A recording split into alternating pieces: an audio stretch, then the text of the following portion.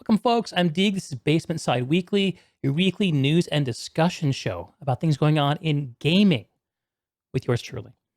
Today, we're here to talk about, once again, Planetside, my favorite community and perhaps my favorite game. We talked about it last week and the week before and the week before that. There's a trend, and there is a surprising amount of things to talk about. So we're going to jump right in. Last week, 4 days ago, Maelstrom26, a leader in Outfit Deeg, posted the following. Not Outfit Deeg, Outfit Deeg. Posted the following to the Planetside subreddit. Rogue Planet, what is going on? The community is losing faith. There are a lot of things that get brought up in this that I think are worth discussing. They do get discussed. And more importantly, they get a response. Preface. Hello, everyone. Let me preface this by saying I've been playing this game for the better part of 6 years, and I'm significantly invested. Creator of PS2 Alerts, leader of Deeg. I've had the privilege of communicating with the developers directly on a variety of topics and wholeheartedly appreciate their work and understand the strains that they are under right now. However, there are key points I must air. The problems. Andy cites responsibility and accountability void. Since Andy left the team in January, there's been a distinct lack of effective communication from the RPG team, both publicly and privately. Publicly, we have no idea who's running the Twitter account at RPG. The community has no official point of contact except Wrel, who I'll move on to further down in the post. Privately, via direct comms with the devs, they are often not answering emails, and when they do, their tonality is, shall we say, abrupt, suggesting high stress levels. In discussions with other community members, primarily the streaming community, they share this opinion, and what should be standard requests are going unanswered. There's an open position for a senior game producer, but it's located in Massachusetts, not San Diego, which is where Planetside 2 offices are. So I assume this is unrelated to Planetside 2. Yeah, Andy's sites has been super visible. It's something that we've talked about before. Was super visible in the last year. Jumping on the Reddit on Sundays to let us know that, hey, there's a server problem and that we're resolving it. And he was really helpful in providing a lot of that heartbeat communication from the developers to be like, we're here, which is a hard thing to do. It is a hard thing to do. And it really helped create a sense of connection and confidence. And yeah, he's just been gone for a couple months now, and we're feeling it. And I don't want to double down on this point too much because we do get a response from Wrel further down, but there'll be more to talk about. But I just want to say that although I can't speak to these not answering emails and tonality, like that's something that's Maelstrom's got to speak for himself on. It has been unfortunate losing that heartbeat communication. Community manager void. I'm aware there's a job posting for an associate community manager. However, this position has been advertised for months and there's been no change since Justin left.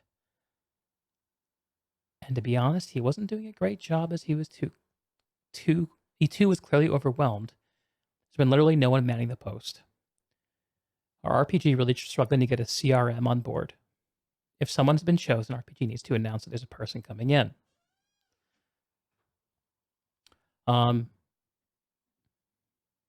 It's hard to hire. I kind of feel sympathetic about this problem because I've been on the other side of it, not in game production, but software production. But it took me about, I think, 7 months to get my Observer Cam approved last year. And it did seem like Justin was pretty stretched. So I share that observation. I'm not sure if I would say he wasn't doing a great job because we don't know all the circumstances of what caused those communications to take so long. But it definitely wasn't snappy, whatever the reason was. And now that he's not here, like I have the question myself of who do I go to if I have a question about my Observer Cam account. To Wrel's credit, he has a lot of shit on his plate right now. You're personally amazed he's holding it together. If he isn't, he's putting on a very brave face. There's also been instances where he's blown his lid when interacting with the community. However, rather than critiquing the person, let's think about this from a bird's eye point of view. There's a single person who is in the following roles.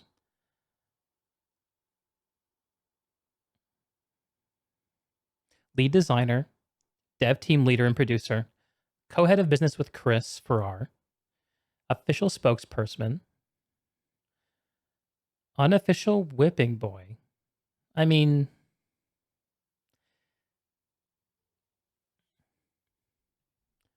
it's not really a role. It's just the way that some people in the community treat him, right? Firefighter attempting to deal with community bug reports, which are mostly going unanswered. Looking at the chat, I'm seeing Rhett say Justin was super responsive at the start when you talked to him. Kai, you recall him posting something on Twitter about having a massive backlog. Yeah. Yeah, I mean, you know what they choose to share with you about what is slowing them down. So I'm seeing Maelstrom share that there was slowness. I experienced slowness, and I'm making an educated guess that slowness was a common thing. It could be that what I experienced was an exception. I don't know. So this is an interesting world, and I tell you, like I named my stream Motivated Reasoning for a reason that I'm going to hope to address later. But generally speaking, anyone in my position, anyone here in the chat, anyone playing the game is going to be operating with a set of imperfect knowledge that we have to draw conclusions from. And I have a temptation, temperamentally, to defer the conclusion-making process as far as possible, because I want to be right. I don't want to say something stupid. And I'll tell you, I'm not immune to saying dumb things. But anyway, that editorialization is just kind of like a plate setter. Continuing with what the post says, though. Now, I don't claim to understand the inner workings of RPG. However, to me, this sounds like a fucking lot for one person to be doing.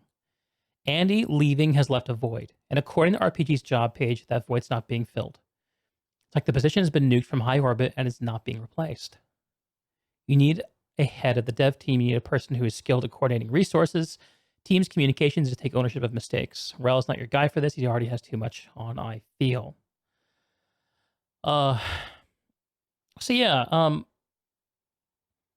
if we know that there are a group of people who are getting something done, like making the game we're playing, it can be tempting to take,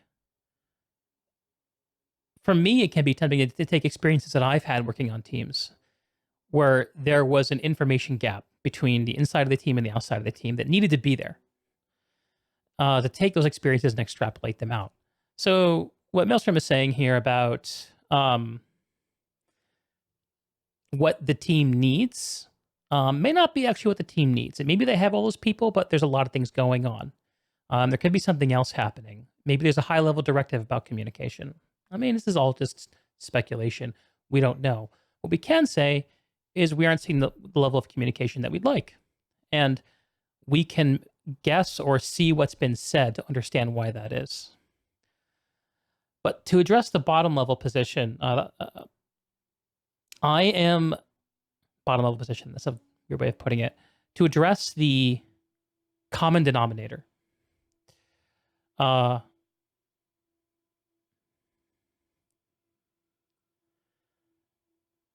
My perception is that, and this is from talking to him and from hearing everything that's gone on, Wrel has been the indispensable man for Planetside for years. And he's always going to have a lot on him as long as he's involved with the franchise. Even if he has all the help in the world. So I don't know how much of this can actually be fixed, but I am hoping that Wrel is getting the help he needs. I really am. I really do hope that.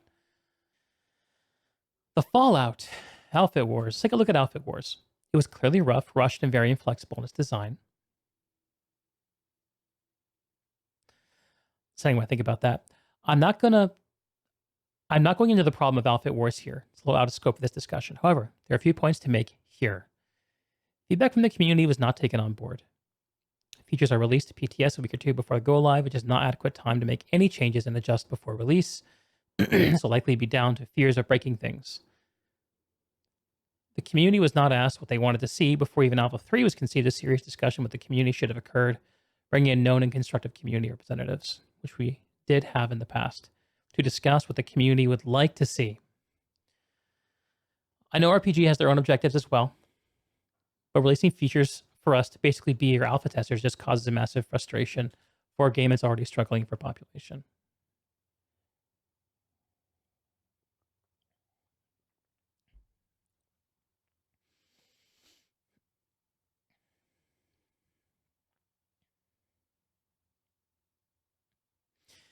Yeah, there's so many interesting things to riff off of here.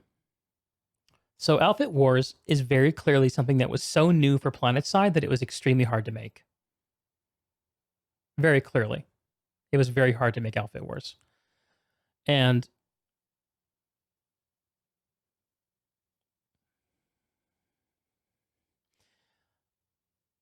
the sense I get is that RPG knew what they wanted Outfit Wars to be, more or less, from the get-go.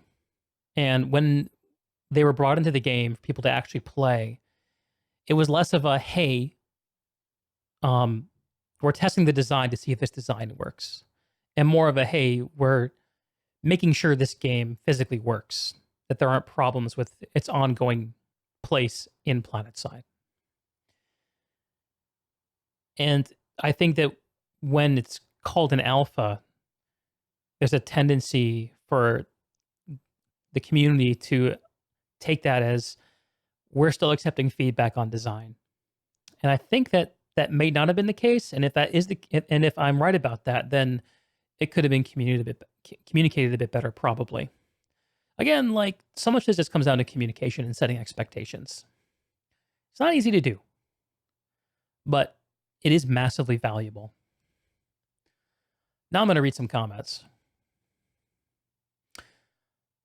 Lex, I mean, we put a bunch of people back on the team in late 2019, early 2020, do a bunch of big updates, glowed about how the team is big as it's ever been, and now we're back to, well, we need help again. Yeah, Lex, I think that that's a big part of this concern being put out by Maelstrom, and it's something that I think it's hard not to feel spooked about.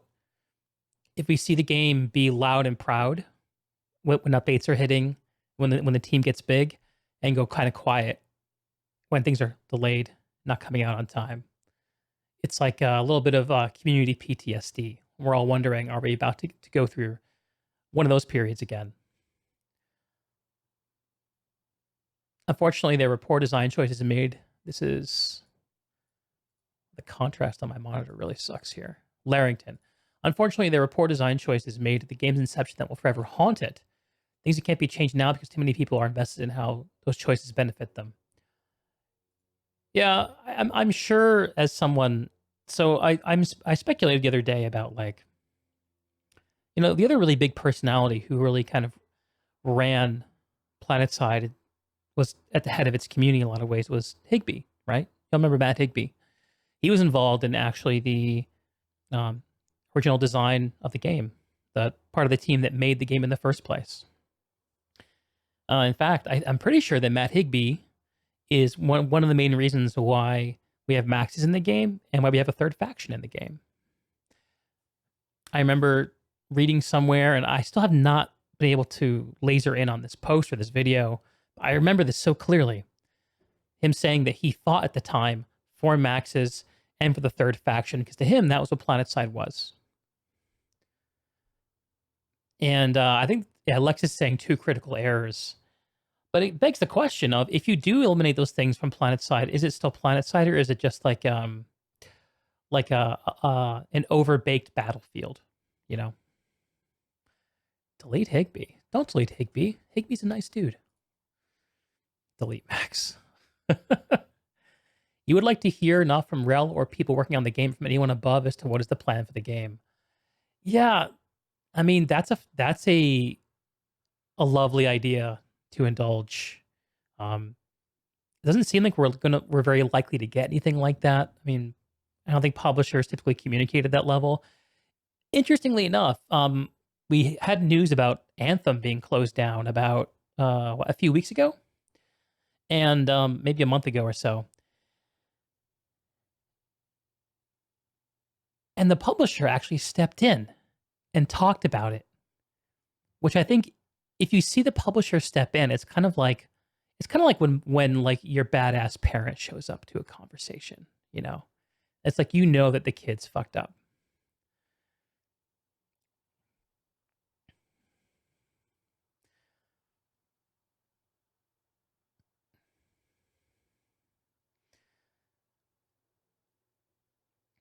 Lex agrees.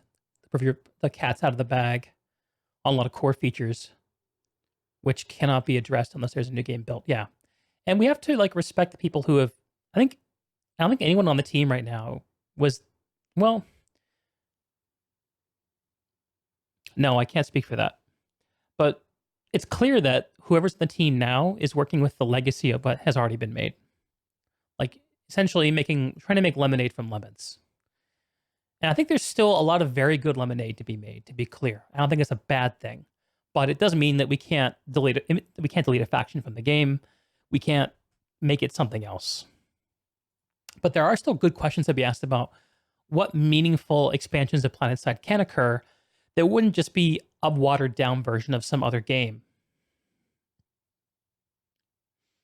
and not provide enough value. Nick says, from my understanding, Smed pushed hard against Planetside 1 stuff, and Higby tried what he could to keep some of it intact. Interesting. Yes, Smedley's one of those guys who seems to be super progressive, in my understanding, in terms of pushing out games.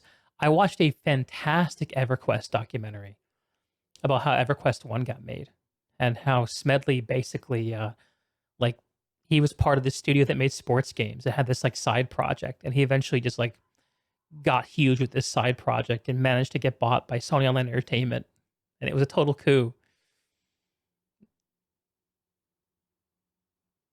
A really cool story. The game is literally Smedley likes Battlefield, trying to make orange juice from lemons more aptly. It's a powerful metaphor. Larrington and I go back further. When Smedley announced Planetside 2 in a blog post, he went on to spend more time talking about Battlefield and Call of Duty than Planetside. Huh. Yeah. Well, I mean, was Smedley right? Or was Higby right? Now, there is an interesting debate to be had. The path not taken.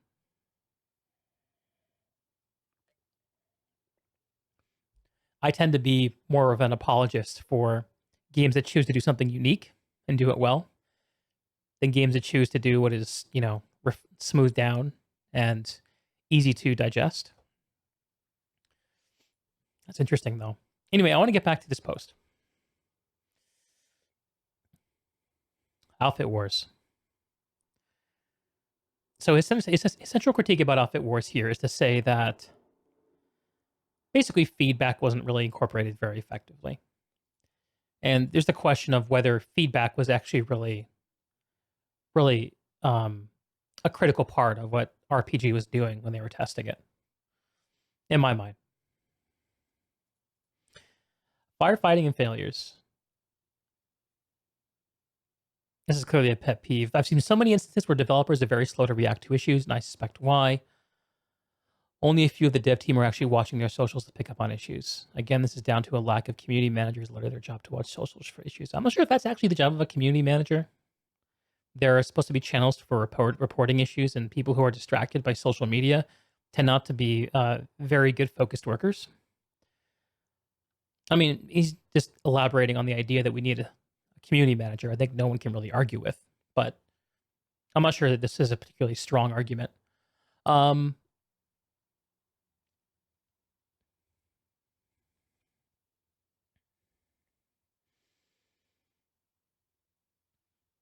Alexis, at its core, he was talking about what works and what makes those games successful, something that this community tends to disregard for the sake of something else, I guess. Yeah, and I think that there's a cool reality that seeds these kinds of difficult questions where, because Planetside is really at its core a sandbox, and because it's broad enough to have enough interesting different play styles, that the thing that you disregard is different for every person. Like for me, if I see someone in a Banshee, my reaction is, oh fuck, this again. Because I don't really fly. And I don't really fly because it's hard. And I'm not one of those people who can put in all the time anymore. But the sandbox words become an excuse to ignore what works or doesn't work in other games. Yeah, I mean, that's fair, Lex. The thing that makes humans different from animals in a lot of ways, I think, is that we have the ability to learn from other people's behavior. We can watch something happen and learn. And we should be taking lessons from other games. And what those lessons aren't entirely clear to me, though. I don't see a lot of games doing interesting things in the shooter space right now, with the exception of Escape from Tarkov. Most other games that I see in the online shooter space are just iterating on something that already works.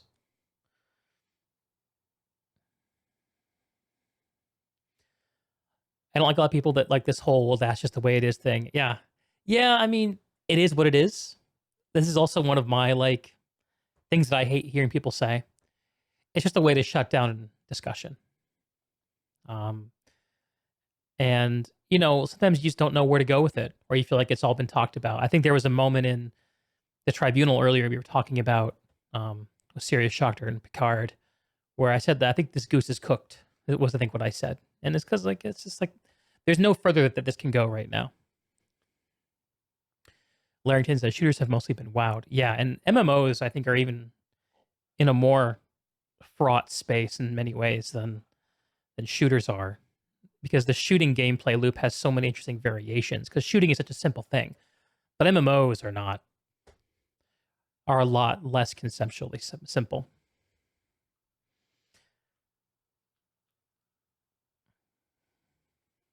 All right. Failures. There's been multiple instances of people, sorry, tripping over my tongue. Sip of coffee. Go again. There's been multiple instances of failures recently where people, which were poorly handled. The outfit worst things being literally as people are working. The rationale behind this was to avoid impacting prime time, which is very illogical reasoning. Secondly, more importantly, how did no one in the dev team recognize that daylight savings is coming up and not handle it appropriately? This screams lack of foresight. Yeah, it was kind of crappy that these scheduling issues happen with Outfit Wars. It makes it look sloppy. And maybe it was. Abolish daylight savings. That's something I can get behind. I really can.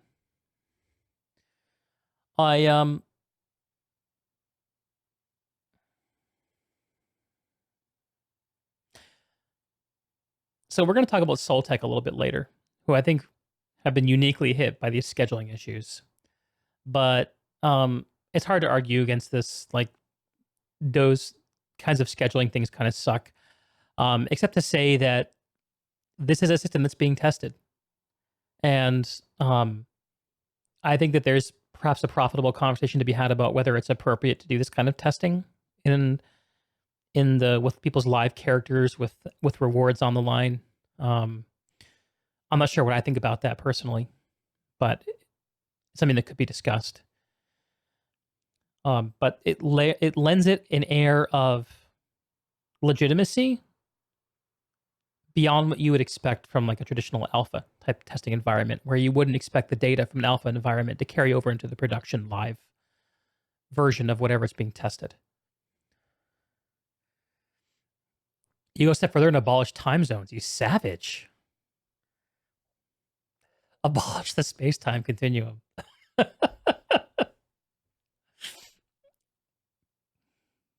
Summary. RPG. This is unsustainable. We cannot keep operating like this. Sort your CM position out. It is desperately needed, and Wrel needs to be relieved of the extreme workload he's already on. Additionally, where's Chris? No one knows who he is. Only I do, because I've spoken to him. He's a very good guy who knows how to talk to community members correctly and with respect. However, we've not heard a single thing from him publicly. I don't blame him. But considering he's apparently co-head of the business, it really doesn't invest much confidence. You have an opportunity to change this around RPG, make it count, or some key members of the community are ultimately going to leave. Stop the bleeding. Yeah, stop the bleeding seems to be the common sentiment here. So I'm going to lay a couple other contextual bricks here that I don't see being hit directly, but I think factor in. Outfit Wars has been the most effective Rorschach I've ever seen in Planetside for people projecting their problems with the game onto something that's currently being discussed. Because it literally is just taking the sandbox and putting it into a constrained format. It is essentially Planetside in a different place. And with that, the campaign's been delayed and delayed and delayed. The community knows about the acquisition and the change in organization with EG7, but we don't know what that means. Andy Seitz leaving is a big question of, this is a change, but what does it mean? Justin leaving, same thing. So when hurt has occurred in a relationship, and it seems that the hurt is being mended, it's a fraught place for the injured party to be in.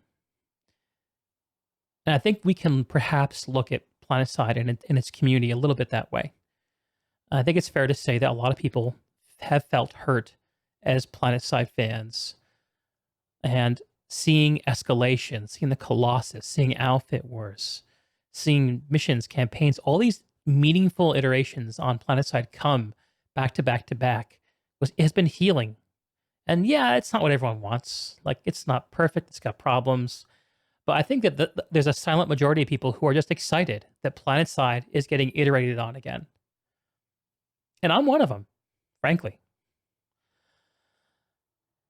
And when we see a drop in communication, people who've been important to the team leaving, and when we see things get delayed and the community starts to create this tempest in a teapot on the Reddit. Actually, tempest in a teapot downplays it. That's not what I'm trying to do. But people are worried that they're going to get hurt again. So I sympathize. Wrel responded here. And we're going to read it. Hey there. I think this post outlines a lot of issues correctly. There's some agreement from our side as well. The long and short of it is we're stretched thin. You all feel it too.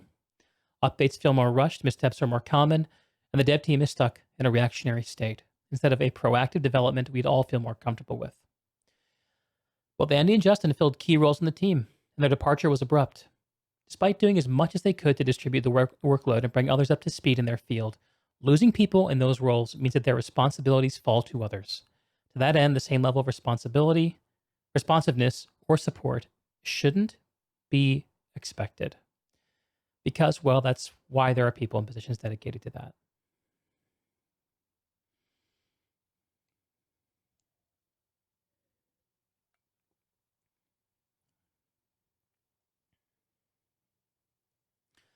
The acknowledgement in the first paragraph, super solid. Something about that last sentence hit me a little sideways. I'm trying to think about why that is.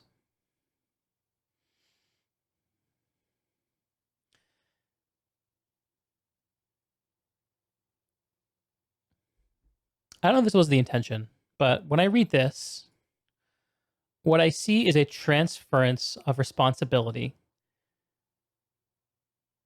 in terms of managing the expectation of responsiveness from RPG to the community.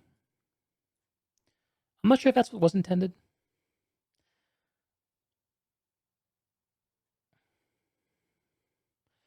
There's a difference between saying something like that the same level of responsiveness shouldn't be expected versus can't be expected. Shouldn't be expected seems to suggest that because people in the company moved on, it's okay for communication to drop off. Which I don't think is something that most people would agree with. The communication is the company's responsibility, not the individual's responsibility.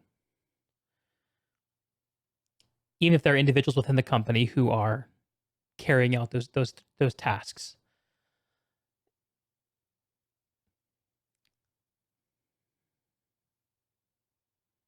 Ultimately, it's the community it's the company that's responsible. But where are those people? Yeah, Lex, I think that you hit it on the head.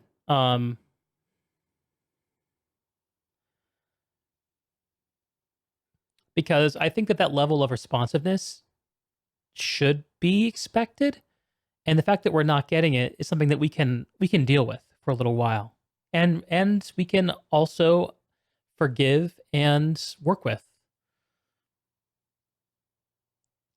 It's probably just a shade of semantics that would have improved this. But yeah, I think that's what I think about that.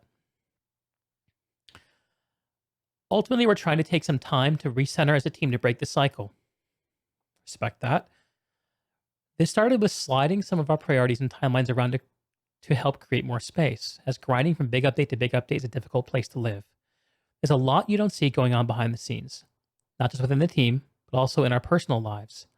Losing a single person to injury or jury duty or hardships in the family, or sickness, or taking time off will have a massive impact on the development cycle of a team that's as slim as ours. And at the same time, we're trying to keep our commitments to all of you.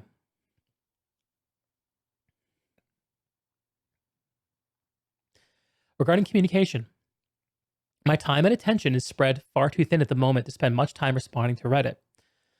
While I'm not posting, I'm always reading. Tending to Reddit in general takes a lot of time and energy better left to a community manager, which we're currently hiring for. When that position is shored up, you'll see more activity. You'll likely see more activity. There are others on the team who may be willing to post here, but just having a fun, normal interaction with the community can come across tone deaf if there hasn't already been a response to whatever the current outcry of the week is. True. Yeah, it's hard to even weigh in when you know that people are going to try to corner you about all kinds of stuff that's going on. From the development side, it's important we don't make decisions on a knee-jerk. News travels fast within the community, and coming up with the correct responses to in-game issues or hot-button topics tends to take more time than the current news cycle allows for. Realistically, decisions should be made after taking in all the information and strategizing with the team. Without enough time and planning, you run into a band-aid fixes and rushed updates that a lot of this thread is talking about. We'll try to be better about acknowledging issues further, however, so that you can at least know what's on our mind. Twitter is the best medium for that. Yeah, Twitter is pretty good for that. In general, though, I think we've just had a rough go of it lately with some obvious mistakes going live. The additional overhead and drama of outfit wars, hell yeah to the drama. On top of the learning curve associated with this, with additional responsibilities, I'm learning how to safeguard my time better. If you know, you know. I bet you a lot goes into that statement. And the entire team working really hard on big, awesome updates. It's been this maelstrom of factors that have culminated in some difficulty in the first part of the year. Things will get better, though. We've all been here before. Wrel. P.S. No, Andy didn't get pushed out. No, the EG7 acquisition has nothing to do with anything. No, PS2 isn't winding down. It's actually the opposite. Stop being gossipy. But I love to talk, Wrel.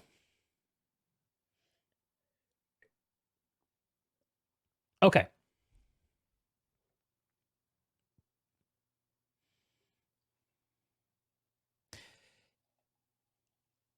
You love that I love to talk?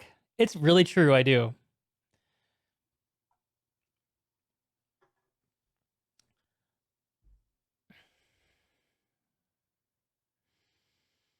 And Wrel here, underlining what he says by being here. He is always reading. He's watching. Hey, Pibble, how's it going? It's hard to overestimate just the simple connection and the value of it. Like we saw it on the Tribunal, right? Look how things can diffuse.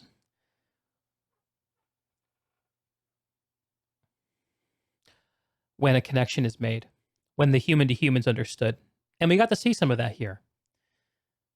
Yeah, like things happen on your team that have nothing to do with company success or top-down directives or strategic decisions. Sometimes people just get sick. Sometimes the way time off is planned isn't best for the team, even if it's best for the person. And how do you manage that? What else do I think? So this is really interesting. We're trying to take some time to recenter as a team to break the cycle. So this, to me, sounds both insanely hard and insanely valuable at the same time. When you're working on a live game like Planetside, you're sitting on the front of the train, putting down the tracks while the train is steaming ahead. You don't get to like pull the game offline and go work on it. Like the game has to run day to day. You have to deal with the things that you did last week before you can work on it while you're working on the stuff that's coming up next week. Actually, I saw a post on the Reddit that I thought about talking about, but I think it's probably too small for discussion, about suggesting that RPG shouldn't focus on new features after this next update comes out, but rather focus on fixes, bugs, exploits, performance, things like that. But I think the nature of making a video game that's live is something that you cannot actually do. Great interview. I mentioned it many times with Danny O'Dwyer of NoClip with the Warframe developers. One of the things the Warframe developers say is that you can't stop making the game to fix the game. You have to do both. And it's because of what brings people in and what keeps people playing are not the same things, but you need both those things to happen. You know, I saw a really cool graph. And I wasn't sure if I was going to show this today, but I think I'm going to pull it up. And I don't know all of what this means. I'm actually talking to a buddy of mine who's a retired tech millionaire to see if he can explain it to me. I hope this is okay to show. I think this is public. If it's not, hopefully someone will clue me in. Wrel, absolutely. I guess I said something right, boys. This was it over here. So check this out. Highly tenured user cohorts. So this is a graph that shows off bookings by user cohort, and it's grouped by how long a person's been playing the game. So at the very top of it, the most yellow are the people who have played for the least amount of time. So right here, less than a month. And the red is 3+ years. So we can see that compared to the other properties in Daybreak's portfolio, that Planetside has the most bookings within the less than 1 month cohort. Isn't that interesting?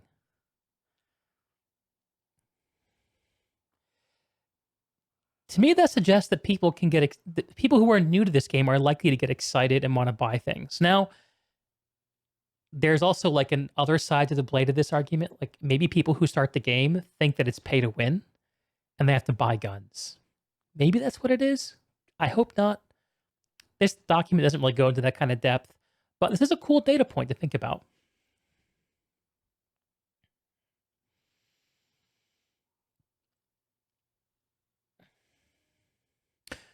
Lex, I don't know a single person that plays DCU, or I've ever heard of that one. It's always been the case. Yeah, there are a lot of games in that portfolio that I have not heard from in a long time that apparently have a healthy community, it's actually very cool. I actually like the idea of a gaming landscape where there's room for games to be small and successful. Does every single game have to be the biggest game ever?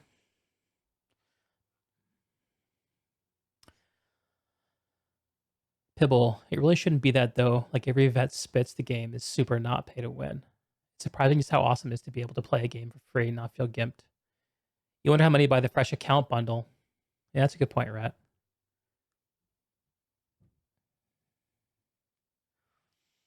You guys are responding to what I said about the pay to win thing. I think about that Mandalore video.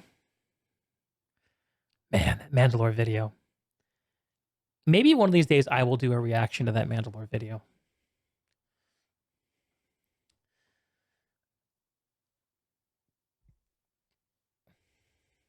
Larrington says, certainly in the early game, it felt like if you want to deal with air to ground, you needed to spend money on anti-air. But the cert gain's a lot more generous these days. Yeah, and with the mission system too. It's really easy to pile up certs. I have a friend of mine who is a coworker, and he actually just started playing the game again. He bought a subscription, and he's looking how to spend a few bucks. He's one of those people in that less than 1 month cohort. And It's cool to see that. Market as an MMO seems grindy. Every other player is using a different weapon and is wrecking me. Yeah, like that I think is the on the ground reality. Is vets are using different stuff that I'm using and they're beating me. So yeah, like even if in your mind you can allow for saying that maybe the guns are just different and not better, still there are guns that are better at, right? I play light assault primarily. So like for me, I know that the close quarter carbines are more likely to kill heavy assaults and heads up fights. I mean, as long as I'm not using shotguns, right? Than say the long range carbines. Like certain guns are better at things and certain things are more useful. Having 9 currencies doesn't work at all towards a new player. Think that either. I'm sympathetic towards the currency things. I think it's something most MMOs do. I don't really have a very well-developed opinion about that, though. Partly because I don't know what all the currencies do, which maybe reinforces your point. But, you know, I'm relearning. Rhett says I want to get a bundle, but I'm waiting on NSO in case I want to use the boost on that character. Oh, interesting.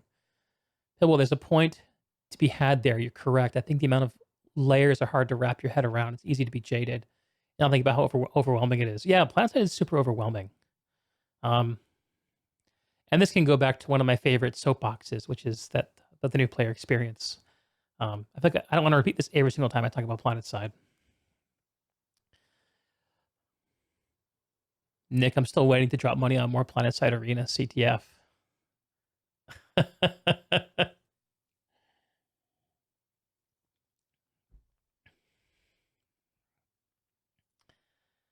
Planetside Arena. There's another topic. Talked a little bit about that last week.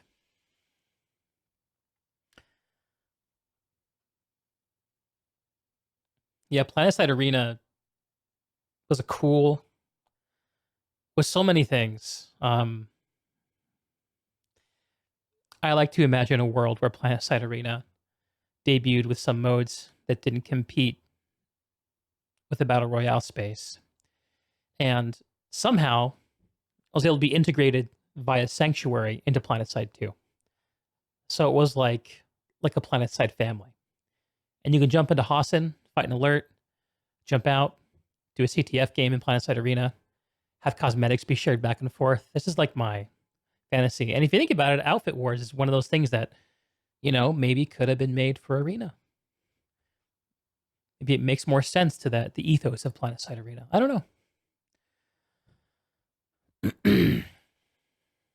Love the art style. It's a great looking game, felt amazing to play. Yeah. Yeah. Could have been. So let's talk about recentering. Recentering is hard to do. So whenever my wife and I get into it, which we do occasionally, one of the hardest things to do, but one of the most useful things to do can be just to take a little break, de-escalate, calm down, really look at the issue in a more nuanced way. Because usually when we have a disagreement or crossed purposes, it's because one or both of us is either dragging in something to the conversation that's not really relevant, that we already feel bad about, or because we just miscommunicated. It's a simple skills problem, and one that we can overcome. And taking a break, thinking about it, and coming back is super valuable. But we still have to make our lives go day to day, right? Still got to pay bills, still got to go to work, still got to get dinner made, still got to clean the dishes. Like all these things still have to happen. And what RPG has to do is about 1,000 times harder than that. Maybe 1,000,000 times harder than that. And I really am putting it, saying this comes from deep in my heart, that RPG is able to find a cadence that works, that doesn't use up their people. Because if you use up creative people, God help you. Like it's a tough spot to be in. And I think there's a lot of pressure for every video game studio, not just ones like RPG, to try to over deliver because gamers are so thirsty. We love content. We love our games. And the amount of time we have to consume content is crazy compared to the time that it takes to make it.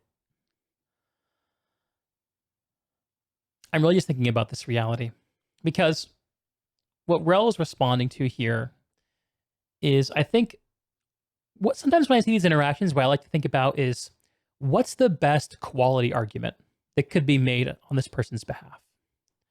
So when I look at Maelstrom's post, he said a lot of different things. And some of it I'm 100% on the same page about. Some of it I'm not quite there, or I think is a little bit of conjecture. But the soul of what he says, I get. The soul of what he's saying is, we're not seeing it, man. You have to show up. You say you're going to show up, but you're not here. What's going on? What's your deal? And Wrel is saying, hey, we're here. We're dealing with some shit. And that's something we have to respect.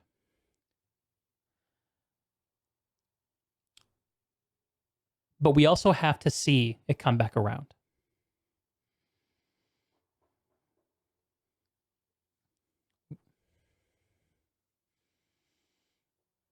What I wrote here in response to this, and I still feel somewhere,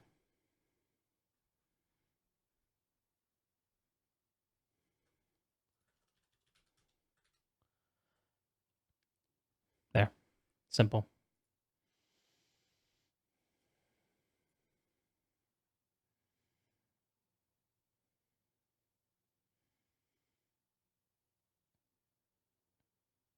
To be honest, Lex, the only reason I stream is to get more Reddit karma. So, 17, honestly, could be better. Still working on my game. Searching for myself, the hubris. We all do it. Let's be real. The gunplay, the feel, the scale, the networking is fantastic for scale. It does deliver an experience no other game does, right? Planetside 2 and 1 has a lot of noob trap stuff. Makes it hard to retain new players. Larrington, I still sometimes throw an ammo pack at an enemy. You'd think after all this time there'd be some mechanics that there's to protect against that. Say a tick box option, say don't throw an ammo pack if shield's not full. Yeah, or have like a are there other dedicated keys for those things that there isn't shared between class? Not sure. I don't really play engineer or heavy assault. Those are rookie numbers. True. True.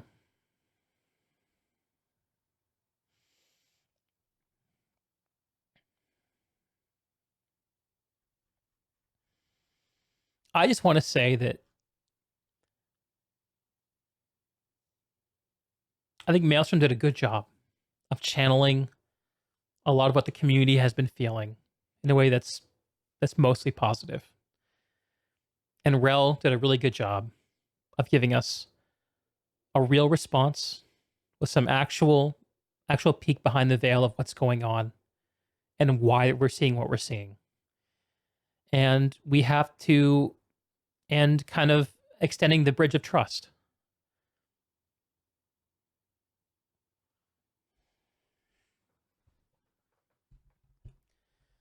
We're going to have to wait and see what all this means. I'm super excited about the containment site, which is not a construction site, and I said it right. And actually, in a moment, I'm going to pull up some info on the containment site, and I have a treat for everybody. Lex, some of us are trusted out, man. Yes. And this is where it comes down to the individual, right? I'll give you an altogether too personal comparison.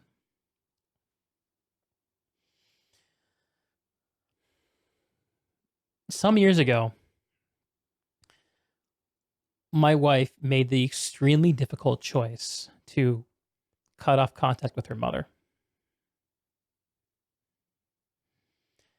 over mental health.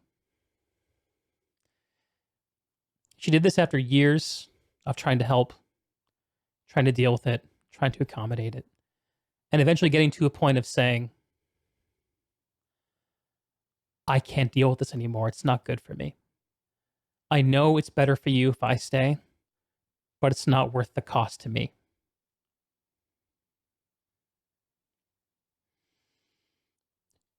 Similar to what you're saying, Lex, my wife got trusted out and had to decide to move on. And I think in hindsight, it was the right move. Painful, but the right move. Everyone's got to decide for themselves when they get trusted out on Planetside.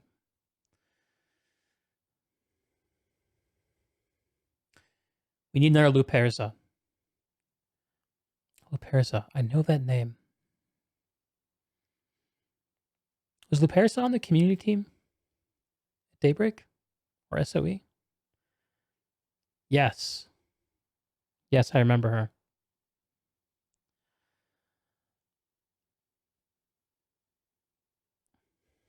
Friday Night Ops.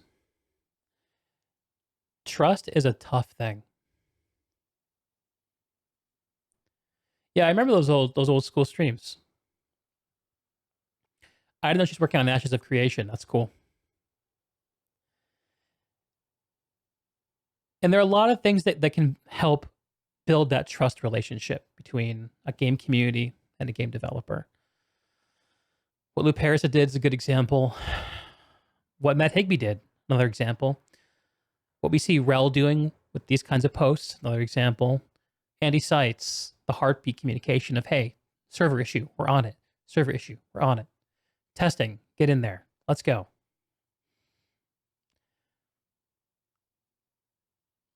It's almost like it's a bucket that needs to be filled.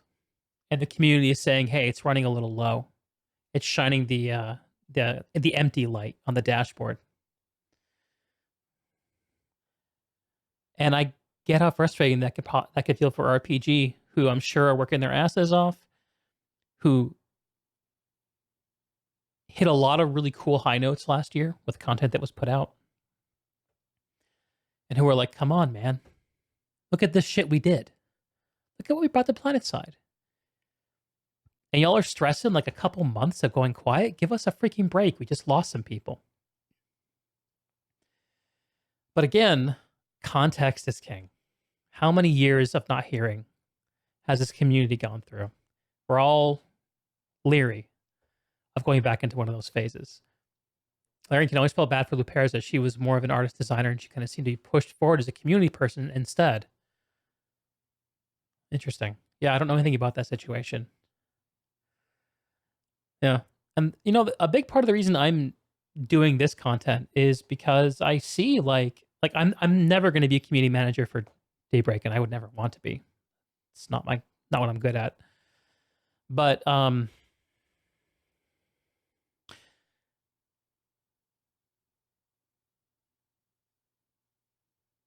what I hope I'm doing is providing a way for real conversation to happen.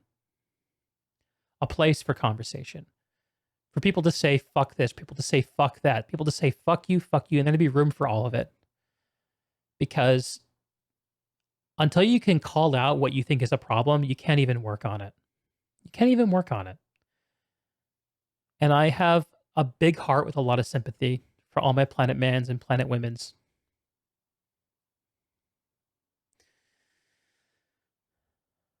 I don't want to be your community manager. I don't know that reference. Is that an anime thing? Anime is a major blind spot for me.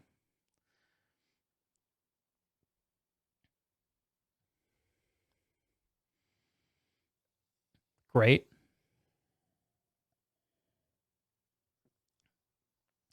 Even with how toxic vets can be, they legit care about the game. Yes. Yes. I think one of the great examples we're seeing of that is how well Shoctorr's doing.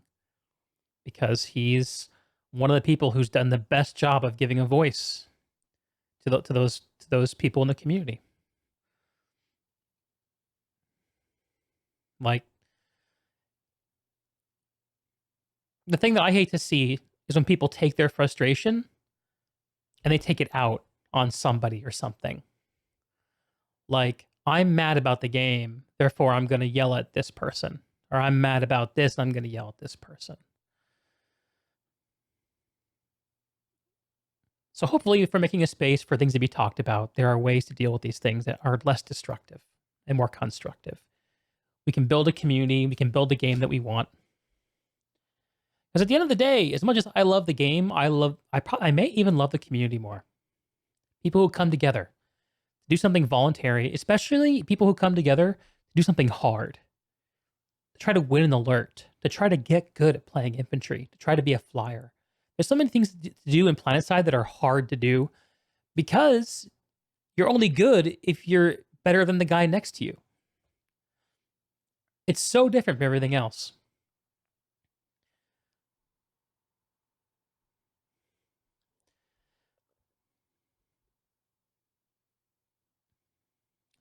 Identifying the problem is the easy part. Finding the solution is harder. Yeah.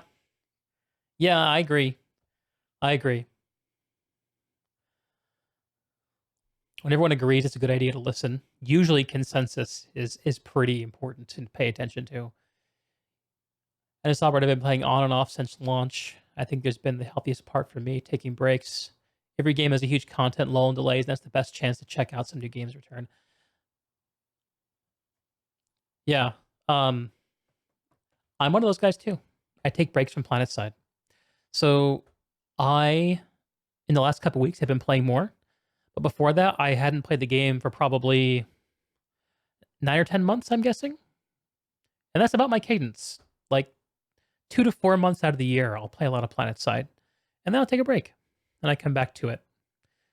It might be different now that I'm doing more content based on it. We'll see what happens. But it's okay to take breaks. The tough thing is when you take a break from a game and you lose that community. That's something I fucking hate. Lex, I disagree. If you can't identify the problem, you can't identify the solution. Assuming you identify the problem is oftentimes giving too much benefit of the doubt. Yeah, I think you're both right. Like, identifying the problem might be the easiest part, but it also is arguably like the foundational part. You need to identify the problem, but sometimes like there's this tendency, this cognitive tendency I was reading about where sometimes thinking about doing a task will give you the same mental health benefits as actually getting a task done. I'm really meandering. I owe you guys some more content. Oh yeah. One more bit. Talk about the gamer soul. That's what I'm always talking about, man. This is a piece of context I thought we should just sprinkle in. This is Alan Lapidus. He's the environment lead for Planetside 2. He's a principal artist at Rogue Planet Games. I interviewed him about a month and a half ago. If you're curious, Basement Side Chats, number 36. He posts on a Friday. Okay, 12 a.m. Time to call it a day. And oh crap, it's a new day. Guess I'll keep working. Time enough for sleep in the grave. You guys think Alan's working on Planetside? We don't know what sacrifices are being made. It's very hard to respect the human when dealing with ambiguity, but we got to try to do it. We got to try. Big ups for Alan.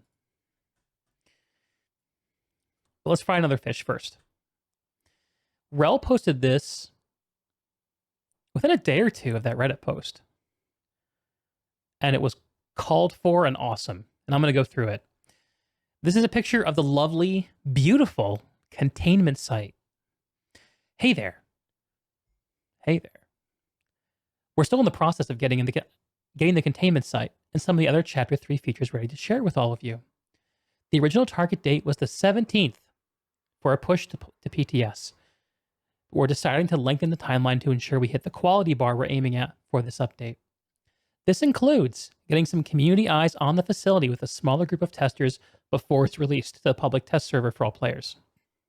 This way, we give ourselves enough time to make worthwhile changes based on your feedback during its continued development. Sounds good. Delays suck, but quality's good.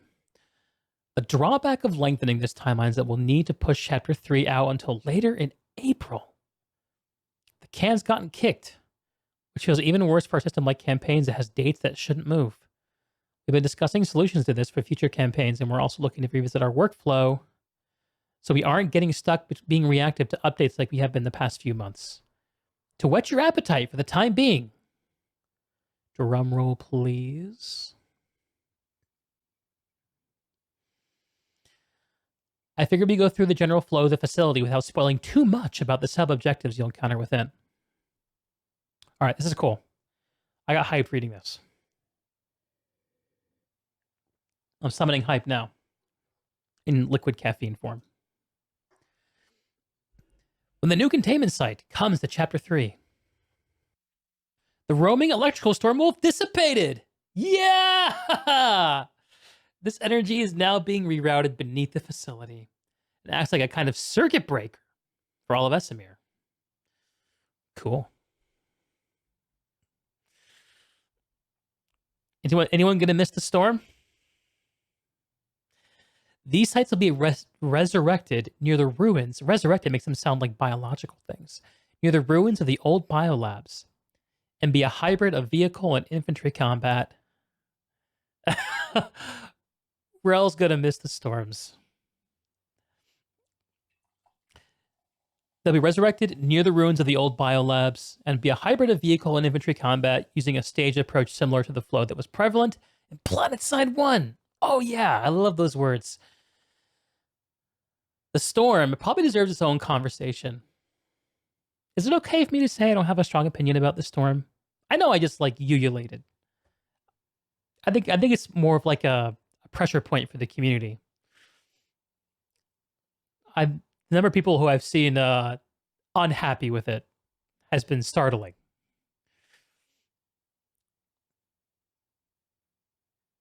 Henry loves the storm and the lightning grenades. As operative, I'll miss the storm. You love hazards. Kaiwadas for all of Esamir sounds so sinister. There is no escape. I didn't hate the storm per se, but the tactical items associated with it should have been given to everyone by default.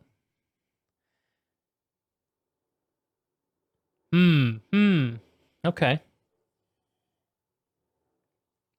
Yeah, like I said, I've only really crashed back into Planetside in the last couple weeks.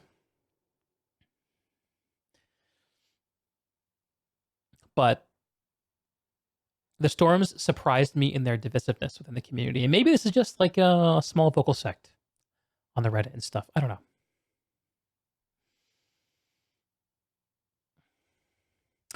Dragon Master, I wish the storm didn't move around the map. Rather, it appears and disappears and grows or shrinks based on the fight intensity. People just ignored the storm and the calm because the base replacements were not good. No stupid flowers. Yeah, won't speak of the flowers. Okay. You know, I'm gonna let you guys talk about the storm. I don't got much to say about it. I'm actually gonna move on to the next thing because it's way more exciting to me, and there's way more I can say about it. So, a hybrid of vehicle and infantry combat using a staged approach similar to the flow that was present in Planetside 1. Approaching the new facility should be done by vehicle, as there are 3 separate bay door entrances and a hole in the center of the room with a facility that you can access sometimes with an abundance of space for vehicle combat. Combat eventually approaches the center of the facility, and attackers can establish control of the top level, disabling the first defender spawn room that's located near the surface. After this, the battle shifts into an infantry focus beneath. 3 capture points are enclosed within the sub-levels, with numerous flanking routes, slight elevation changes, and sub-objectives throughout the facility.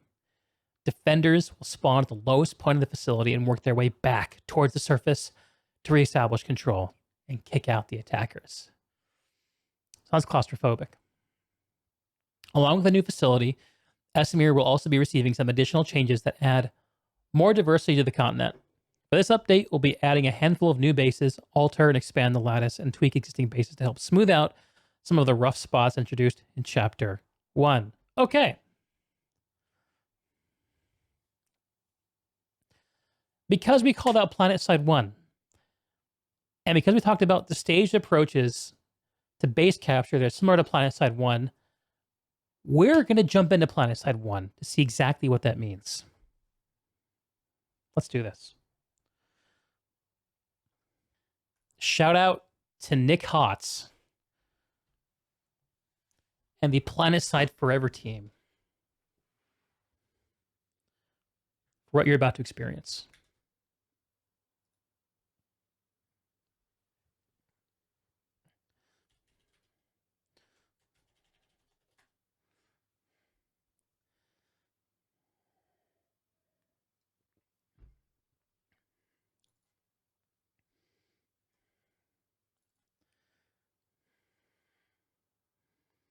Let's see if this works.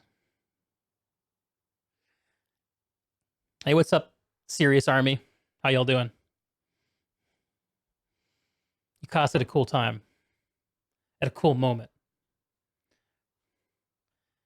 Okay, y'all aren't hearing game sound, right? Let me fix that. Can I do it from here? No. Hold on. Y'all need to hear the game sound. It's like half the experience.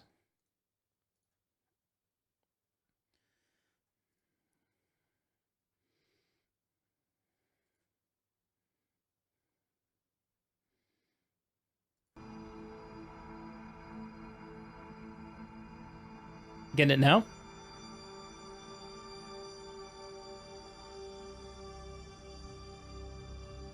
It should be working.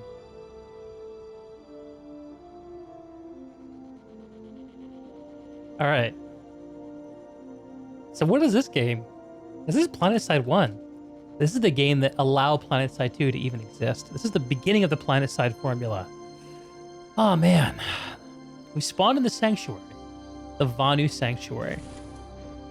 There's so much here I can show you guys, but the thing that I'm here to do is to actually show off a little bit about Planetside 1 battle flow.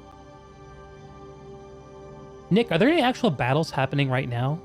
I know this is traditionally a low time for the server. Global map. Everyone just logged off. Yeah, no worries. I got here later than I thought I was going to get. So yeah, we'll just go to a continent. Oh! What's up? There he is. Hello, Nick. Well met. Oh, and look at all these voice macros.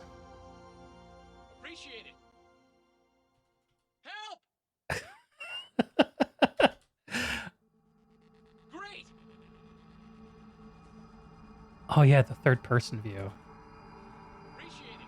There's so many interesting things in Planetside. Super. Super!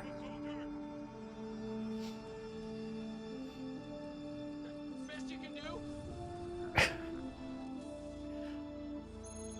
Ham. And the anniversary for Planetside 1 is actually coming up in a couple months. Usually there's a big event around it. I'll probably be streaming it. But anyway, battle flow.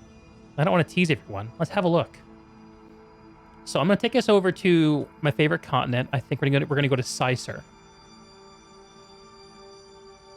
and see what a base looks like and talk about the staged approach to battle flow. We can teleport there. Yeah, but I want to give people the experience of flying in. Planetside 1's a game that I'm actually able to fly in. Very simplified flight mechanics compared to Planetside 2. You can do a lot less with it, but more suitable for my boomer brain.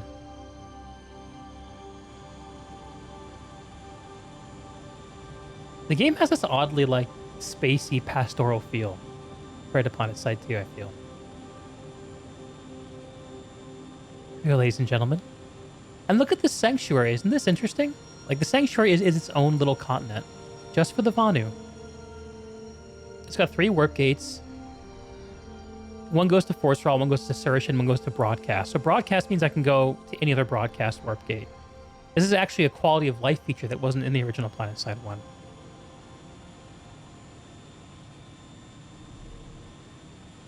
I'll leave some instructions in the video description for this, for people to get into this if they want to. Let's see. I think I'm gonna go to. Let's go to the southeastern warp gate near Orisha. Nope, too slow.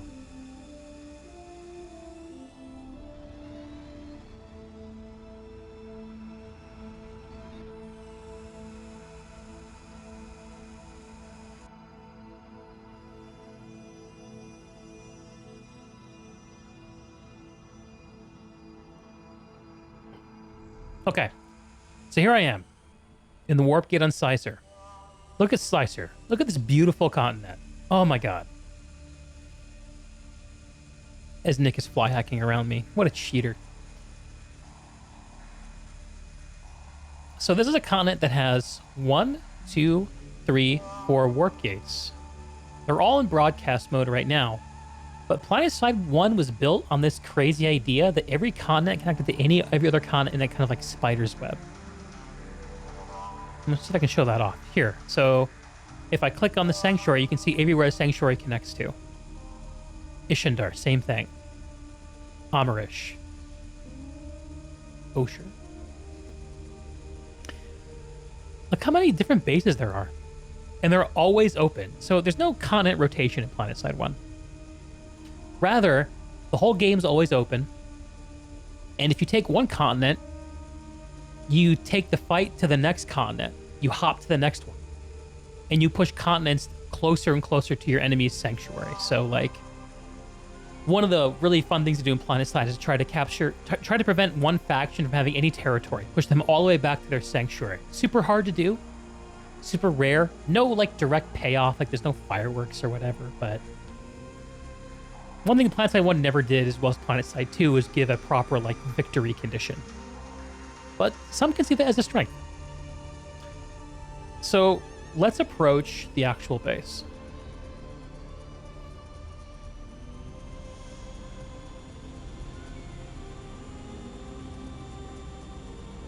This is Orisha. If I remember right, is this a biolab? Let's see if I'm right. So this is important. Every single base in Planetside 1 has a tower outside of it. So a tower? Oh no, it's actually a tech plant. My bad. So every single tower in Planetside 1 serves a very important purpose. It's a hard spawn for attackers.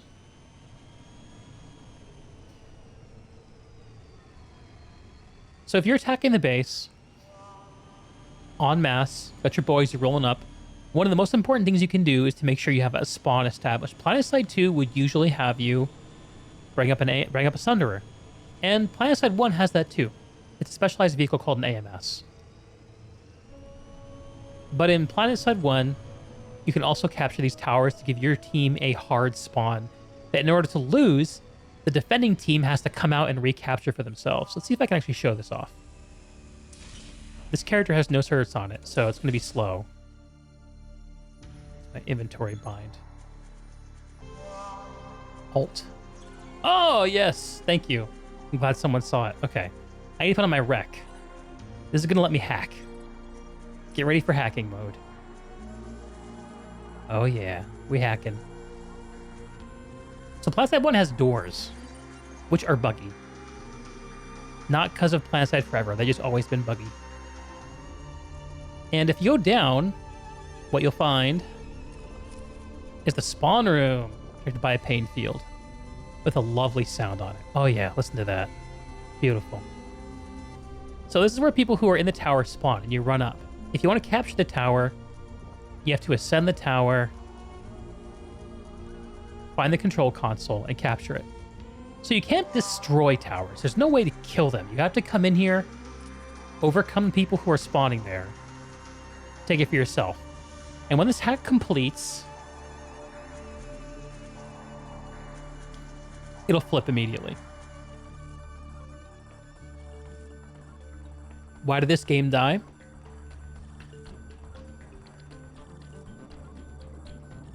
And it lasted for a long time.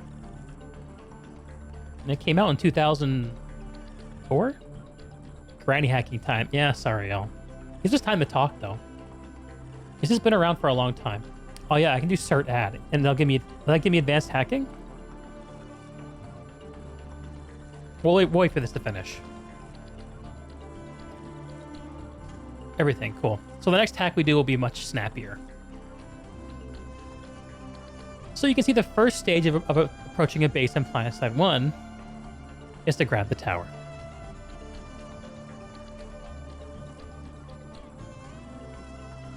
And the great thing about granny hacking is it gives you time to get up and get a coffee.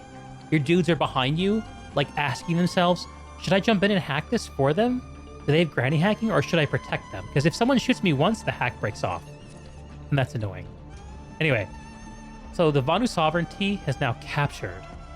Listen to that soaring soundtrack, man. Fuck. And now we can move into the base. I'm just going to go on foot. All right, check this out. The next thing, the next stage of capturing a base in Planetside 1 is to capture the courtyard. The courtyard's a super important objective, and you'll notice that every single base in Planetside 1 is surrounded by walls with battlements.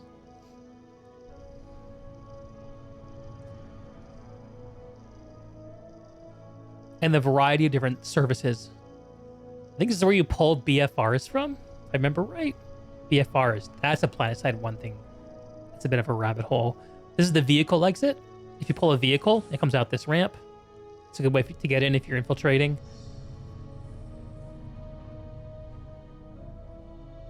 But most of the time, if you're coming into a tech plant, you're usually going in through the top side of the battlements, or you're coming in through this main door over here, which I'll show. So as you can see, this courtyard has lots of room for vehicles. I imagine the containment site in its staged approach will probably have some more room for vehicles. But I'll tell you something, the first thing that I wrote on Twitter when I saw this post was I called out the Sunderdome, which is an idea I talked to, I think, Kamikaze78 about last year. The Sunderdome, man. A whole bunch of vehicles brawling it out inside of a Planetside 2 base. I'm so excited about see what that looks like. And, you know, there's limited space for vehicle engagements here. Typically, it's a mix of air to ground. And also, the infantry are very powerful here because, as you can see, they can be perched on the walls in many locations and shoot down. Typically, you have air suppressed, and then the ground comes in, supported by the infantry. And at the end of the day, infantry capture bases in Planetside 1 the same as Planetside 2. What is BFR? BFR is Battle Frame Robotics. It's a giant mech suit that can be piloted by multiple people in Planetside 1. Matrixing panel. I won't go over that. Most of these cool panels aren't functional, but there's a few basic features. So usually if you're attacking the base, what you're doing is you're protecting from below. This is a common thing in Planetside 1. The defenders start low and come up, and the attackers start high and go down. Sound familiar?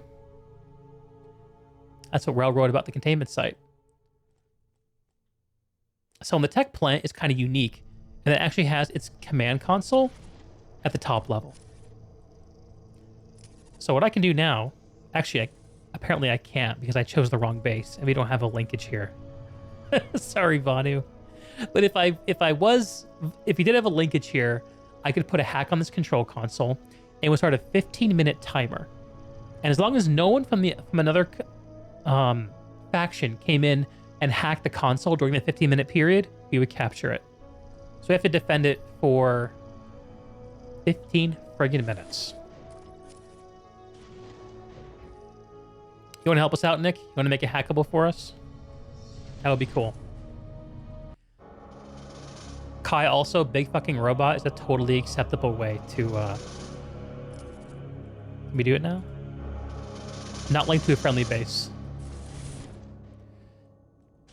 So there's some other cool logistics with Planetside 1 bases that I love. Let's look at the map. So what do we see here? There's a list of icons here that show us some things about this base. Tanks means we can pull tanks. I don't actually know what all these icons mean. The one on the far left means that vehicles who are within the sphere of influence, which is this circle shape here, will gain a small overshield. I think it's like 20% of their max HP while they're here. But what I want to highlight here is this 100%. 100% is the base power. Base power for every single base in Planetside 1 is limited. And there are logistics that play into that. So one of the things I can do is I can actually come in and start destroying consoles. If I destroy consoles, they'll auto-repair over time. Auto-repairing takes generator power. Spawning at this facility takes generator power. Pulling vehicles takes generator power. If a base is active over time, power will be consumed. And you can deliberately drain it if you're an enemy. Now, why would you want to drain the power? Because once this number gets to 0%, the base goes neutral. Anyone can claim it. And when it goes into that state, you put a hack on, but it's at 0% power. If after 15 minutes, it's still at 0% power, you lose the hack. So you have to drain it, hack it, and then bring in power to replenish it at the facility. So in Planetside 1, ants didn't mine cordium. Ants are a vehicle that can fill up power here at the warp gate, and then bring it to friendly bases to fill up power. So there's a whole set of staged things that are required to take a base. Again, killing a generator, not required. But it's one of many ways that you can interact with your average Planetside 1 base.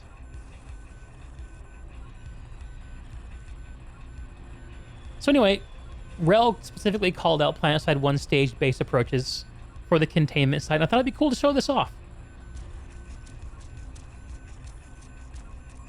Now we're hacking. You see the 15-minute timer and the hack icon, and the game is on. When a facility is hacked, the person, the faction that owns the facility can still spawn, but none of their terminals will work. And you can come in and hack the terminal to use it for yourself. So how much of this will we see in the containment site? I don't know. But I love the idea of a staged approach. The cool thing about Planetside 1 bases is usually the fights took a long time to resolve. With a 15-minute base cap timer and all these in the courtyard, there's a back door outside too, and there's other ways, and you know there are different base layouts, but this general approach of like you take the tower, then you take the courtyard, then you work your way down, is a cool thing to call back to. Now what I'm going to do is see if my observer cam works. Okay, we're back in Sanctuary, but we're going to come on back. So we're just going to use the observer cam this time. Y'all saw what the mosquito looked like, right? There we go. Okay. Now we're cooking with gas.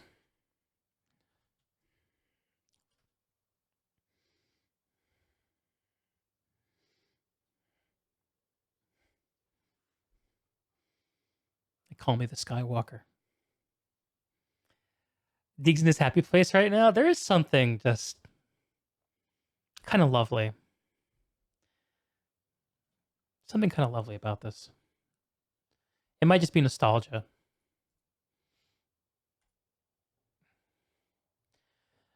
Now I just want to just kind of fly over some of the bases on this continent and show you the way they connect together a little bit. I think that'll be the whole picture I want to show off today.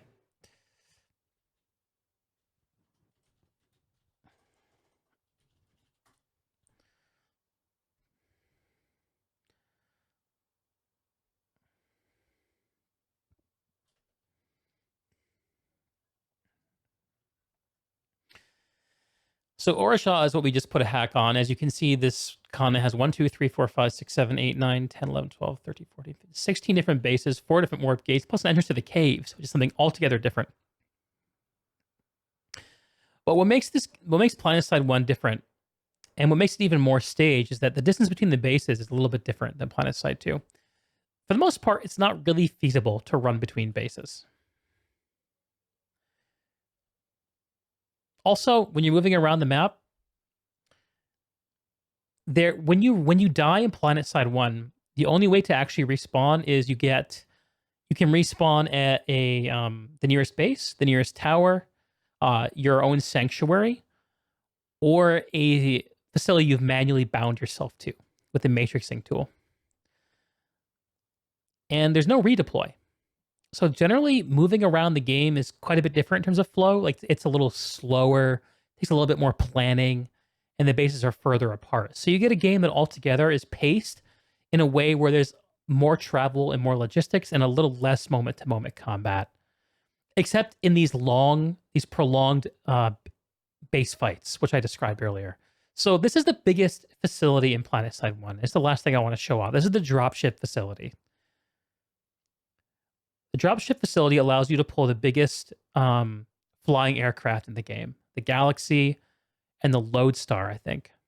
The galaxy is the same in Planetside 1 as in Planetside 2. And the lodestar is something I would love to see come to see Planetside 2. It's basically an aerial if you've ever wanted to fly a tank into the middle of a base, the lodestar is a tool you'll use to get that job done.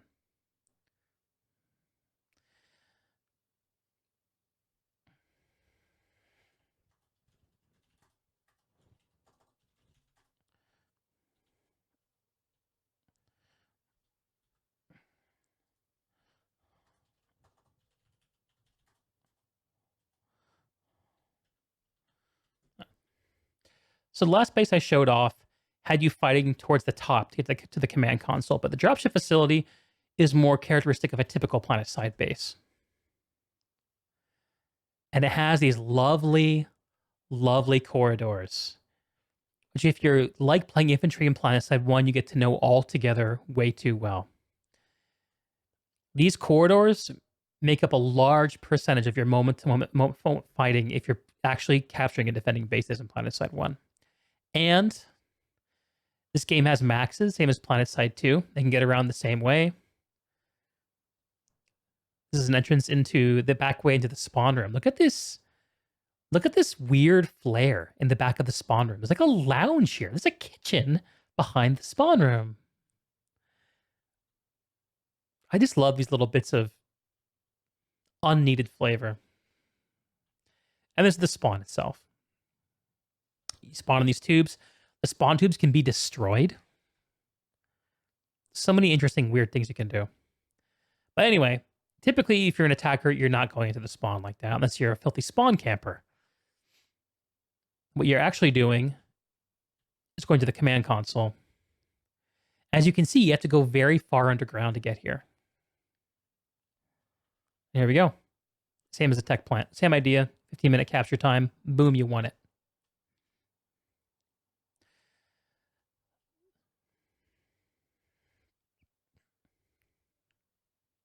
Show the inventory.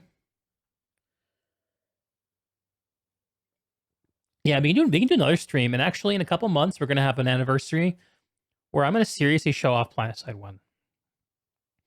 1. But in this game, when someone dies, you can like loot their bag and like pick up cross-faction weapons and stuff. All kinds of like just cool sandboxy things.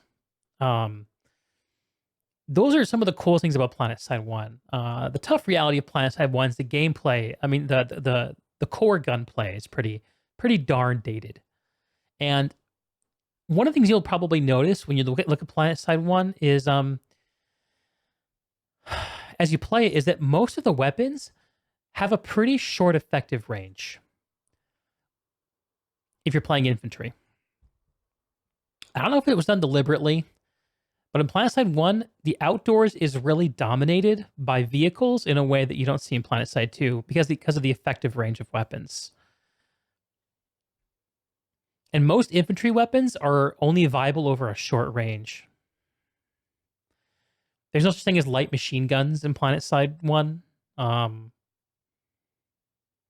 There's a very small category of weapons called medium assault that would roll up what you'd think of as carbines, light machine guns, assault rifles, all those kinds of weapons.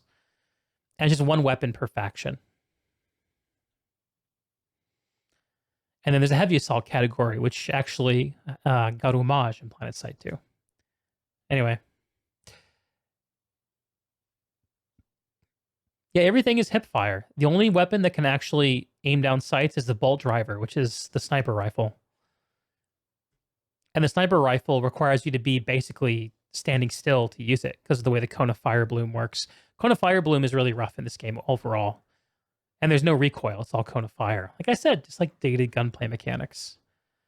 But if you enjoy like the meta strategy elements of Planetside, if you enjoy like the community stuff and the logistics, if you enjoy the all that kind of aspect, like there's actually a lot in Planetside 1 that's still totally there to love and really hasn't been duplicated in a massive first-person shooter way. Planetside 2, in many ways, even though it really developed on some of the core stuff in Planetside 1, did leave some stuff behind. And It's a bigger topic to compare the two in detail, but yeah, this is just a crash course, and that's what the Planetside 1 battle flow looks like. I kind of don't want to leave because I feel so good here, but I got to because I've got more content to get to.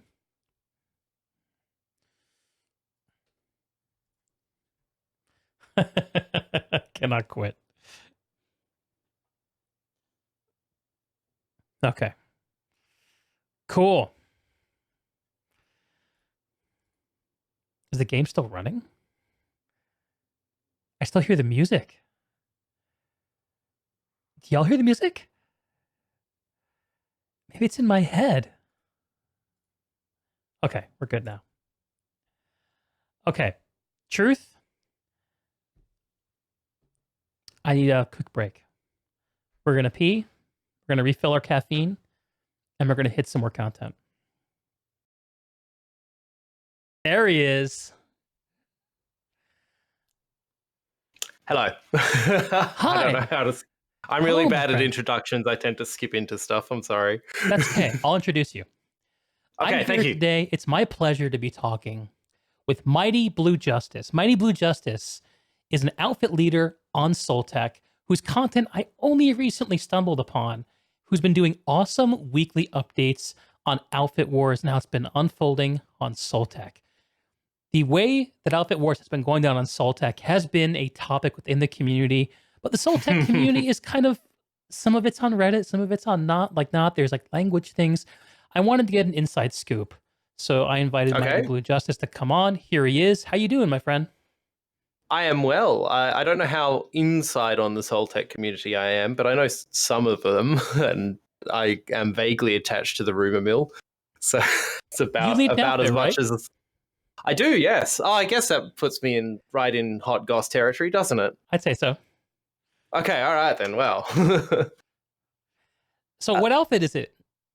I am the. Oh yeah, that's right. I actually, my guys have been giving me crap for not mentioning it when I actually do the write ups. There you go. But it's actually I actually am the Thunder Cougar Falcon Birds leader. Oh, TFCB. Word. No, TCFB. Close, but it's everybody does it. Everybody does it. Don't you worry. I fixed it. I'll fix it in post. It's all right. That's, yeah, exactly. No, exactly. No, I won't. You could use the bleep like Archie does. You have been covering Outfit Wars for this cycle, and Yes. I wonder if you could give us your overall impression about how Soltech's been engaging with it. There's so many things we can jump into, but maybe you could just tell us a little bit about maybe start with the strategic content that you actually made for your channel. So the content is probably a strong word for what I did, but I was basically on the first week, I was just kind of writing up little write-ups for my own notes, and then I was like, oh, I guess other people might find this interesting. So I rushed very hard to just put it in a video, and then I put it up. And if you've seen the posts that I made over the last couple of weeks, I've been steadily learning how to actually use Markdown and actually do it a write-up. Because I figured that it's basically just me talking for like 20 minutes, and I am the sort of person who quite often would rather read something because I can do that in 5 minutes as opposed to expose someone to me rambling on for 20 minutes. That's not a dig at you of any kind, by the way. I'll take it. No, it's just different styles. So yeah. So cool. Did I answer your question? I don't know that I did. I'm sorry, I rambled. What strategies have you seen as the weeks have unfolded? So Soltech's matches have been there haven't really been a lot of what you would call the quintessential Outfit Wars matches, unfortunately. Of the 9 teams per empire that entered, each empire had about between 3 and 4 actual teams of 48 players. So the number of matches that have happened that have had actual strategies have been pretty low. Stim has been the outfit that's more or less been like driving the meta. And even they've changed their strategy a few times over the couple of weeks. Some cases just trying stuff out because they had the spare points on the on the leaderboard. Like they could eat a loss if they lost, and so they could try something. Yeah, makes sense. But generally, Soltech. What have they tried? In that particular one, they tried building a super base out the front of the enemy warp gate. Oh yeah, I saw that. Yeah, it didn't go great. We just they flew around it, right? Yeah, we just flew around it. Yeah, that's more or less how that one went down. But the main sort of, I suppose, quintessential meta that you see on Soltech that comes from live is it's very router heavy. Lots of logistics comes through very much, and Soltech is very map focused. So they'll end up they really play to win. It's like every night is Server Smash night on Soltech, for better or worse. Huh. So less focused on like just like enjoying quality fights and more focused on let's push them out. Okay, yep. Yeah, like a lot of the context of people enjoy the game on Soltech seems to come from that. Okay. It's one of those weird ones, you know, like if everybody does that, then you get quality fights. But if it starts getting lopsided, then it gets a bit contentious. Yeah. Which is evergreen everywhere, not just Soltech. Yeah, absolutely. Yeah, exactly. Okay. So yeah, that's kind of been it. But the construction used to be very much a non-issue on Soltech.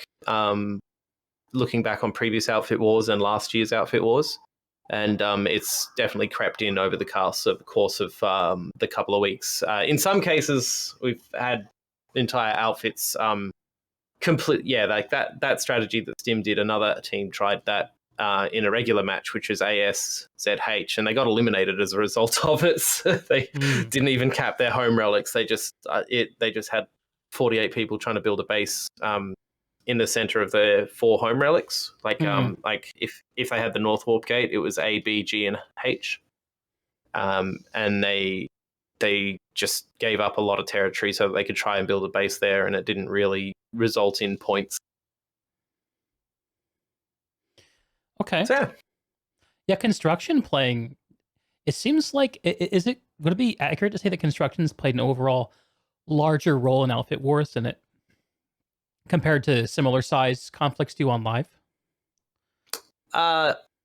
Yes-ish. I think people have been exploring it a bit more on Desolation compared to on live, but that's partly because there's no deploy zones and you can actually use them.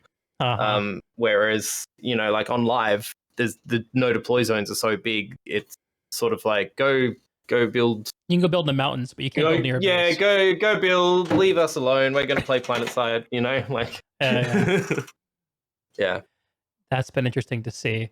Yeah, and in a lot of ways, it kind of felt like construction didn't know, like has struggled to find a niche in the live game.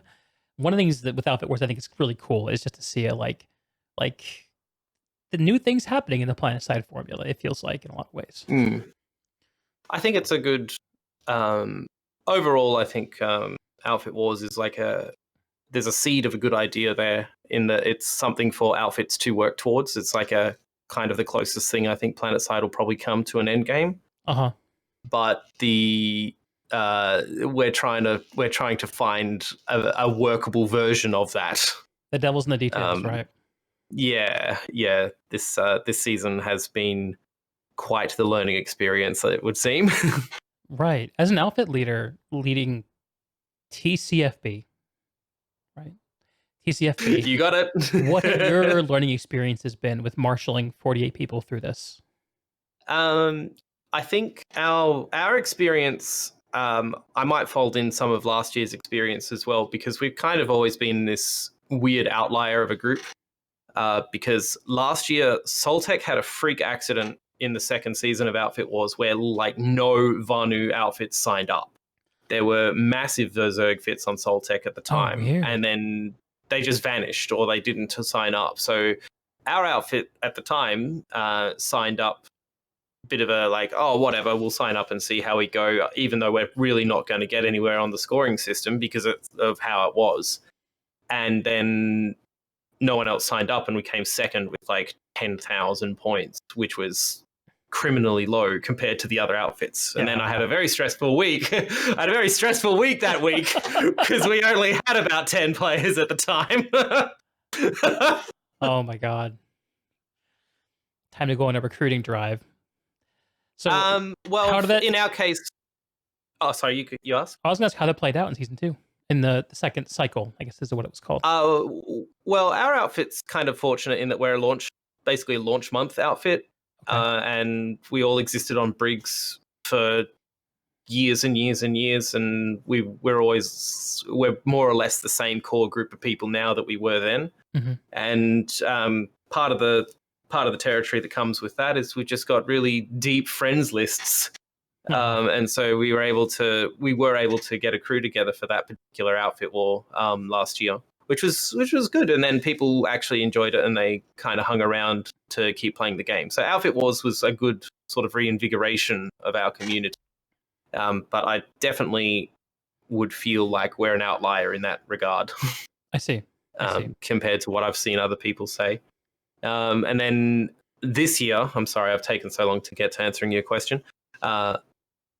This year, the process for rallying, it was a lot harder because the dates weren't announced even up to like 2 days before the first match. So even after we were like we started to try to recruit or put the feelers out for our roster around the 15th of January, where they did a tweet that was like, "Get ready to get back to Desolation, guys!" And so I was sort of at that point, I've been kind of like, well, I'm looking for some sort of point to start actually trying this, because our player base tends to be a bit more like everyone's got real life commitments and all this sort of stuff, and I don't want us to no life Planetside just for Outfit Wars if we don't have any dates. Sure. And the dates. So the dates were a big cause of issue, and what happened on Soltech as well was our match times got moved quite a lot. And so the first weeks, those match times were at it was 10 p.m. server time. Late. Which it's very late for us anyway. Most of us are in Australia or with a couple in like New Zealand. Tell me about the time zone spread for Soltech, because I know Soltech is one of the more interesting servers. You have folks from the Chinese player base, folks from the Korean player base, and the Aussie. Am I missing anything else important? New Zealand. New Zealand, sure. And South Korea. What's the time spread on that? Do you know? It's about from UTC 6 to about UTC 12. 6 hours. Okay. Yeah. That's crazy. So people could be either at 2 p.m. still at work on a Friday, or it could be at 8 p.m., which feels almost on the verge of too late to start. It was.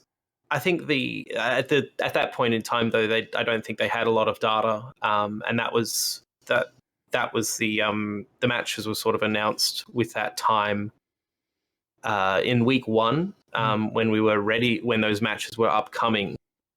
There was a lot of mixed messages. I think there was a tweet where it said that, we've had a bit of an oversight. Okay, I can understand a bit of an oversight. Sure. And you'll have very short notice for your matches, and they can't be changed. And then a few days later, there was a tweet saying, okay, the times are going to be this, 6 p.m. server time, at which point, like, everyone's still at work or is, on their way home from work or needs to eat, so no one's going to be there. Right. And then 2 days later, the times were changed again, saying that they'd be sort of like around 8 p.m. server time, except for Soltech, which will be 10 p.m. time. But it was, it could have been phrased better, and we've had lots of trouble trying to discern exactly when our matches are. And the time zone with regards to being converted, when the match times, that first day where they actually announced the match times in the client, they were displaying in your local time. So I could go, great, just check the game for your match time. Easy. Yeah. But except for there was a bug with the interface where it just said that the match times are actually in PST. Right. And so that was confusing. And apparently the solution to that confusion was to just make every match time in PST time, which is harder to convert than a UT time. Yes. And on top of that, it for some reason affected our match times without notice when daylight savings rolled over as well. So Soltech hasn't had a single week. Oh, sorry, that's an exaggeration. Soltech has not had 3 consecutive weeks with the same match times throughout the whole season. Okay. And that's not including the bug that happened with the finals, where our finals have apparently already played out, and we don't know if we actually get a match this weekend or not. Yeah, man. I really, really So- hope that you guys get a finals. Yeah, yeah. It has been as an outfit leader trying to organize it, and I feel like we've been trying to participate in as good faith as we possibly can, given the situations. It has felt like every week has been a new bug or a new issue with the times, and it has been quite demoralizing, I have to say. Very testing on that regard. But that's just me speaking for myself. So are you hearing a lot of like frustrated feedback just internally within your outfit about like, hey, what's going on? Like, this is not really respectful of my time. Like, what are you hearing from your outfit members? A lot of frustration regarding the time conversion. Like, we think I remember the the reason for choosing PST was posted on Twitter, that it was like, it's good to have a single time to convert from when you're working across time zones with communities such as this, which is an accurate statement. But to then not use UTC, which was designed exactly for that, I think is a demonstration of hubris that could be more helpful than it was. UTC would be better. Hubris is a strong word, and it is worth mentioning that RPG's home office is in PST. Also, I'm Pacific, so I'm biased. I'm in the same time zone. Yeah, but it's at the same time, the like having one time zone to convert from, if it's going to be PST, fine. But then having the daylight savings change affect our match times that week was particularly frustrating, because there was no communication on that at all. Yeah, I can hear the frustration. And look, one of the things that I wonder about too is, I bet you a lot of the frustration never even makes it to the point of being voiced on Reddit, voiced on Twitter. I bet you a lot of it comes from people like you hear about it, and you're standing up here, and this is a big reason why like these conversations need to happen, because so much of this stuff happens, and people just make their own decisions. Like they talk with their feet. Yeah. Has that been your impression? More or less. Like, generally, like a lot of these things that I've spoken about have had posts on Reddit or Twitter or things like that, but because the time zone difference, it can feel like we're screaming into the void. And Soltech in particular is feeling, beyond Outfit Wars, it's just feeling very ignored by the devs at present time, due to just there's quite a cheater problem every now and again, and not like the kind of subtle, oh, he killed me so he must be cheating kind of thing, but like there is a guy underneath a rock on a mana turret, killing galaxies 2 hexes away, like, and that is unfortunately very common. Yeah, I'm seeing someone voicing a frustration. Soltech equals abandoned server. So Kai, yeah, who I think is in your outfit, right? He's one of your loyal soldiers. Absolutely, yeah. Kai's wonderful to hang around with. Glad to hear that. Yeah, Kai's also one of the faithful here on my Twitch channel. Good to see him out there. So what I'm piecing together is that there's an overall sentiment on Soltech of like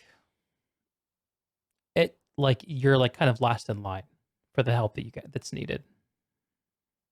Yeah, pretty much.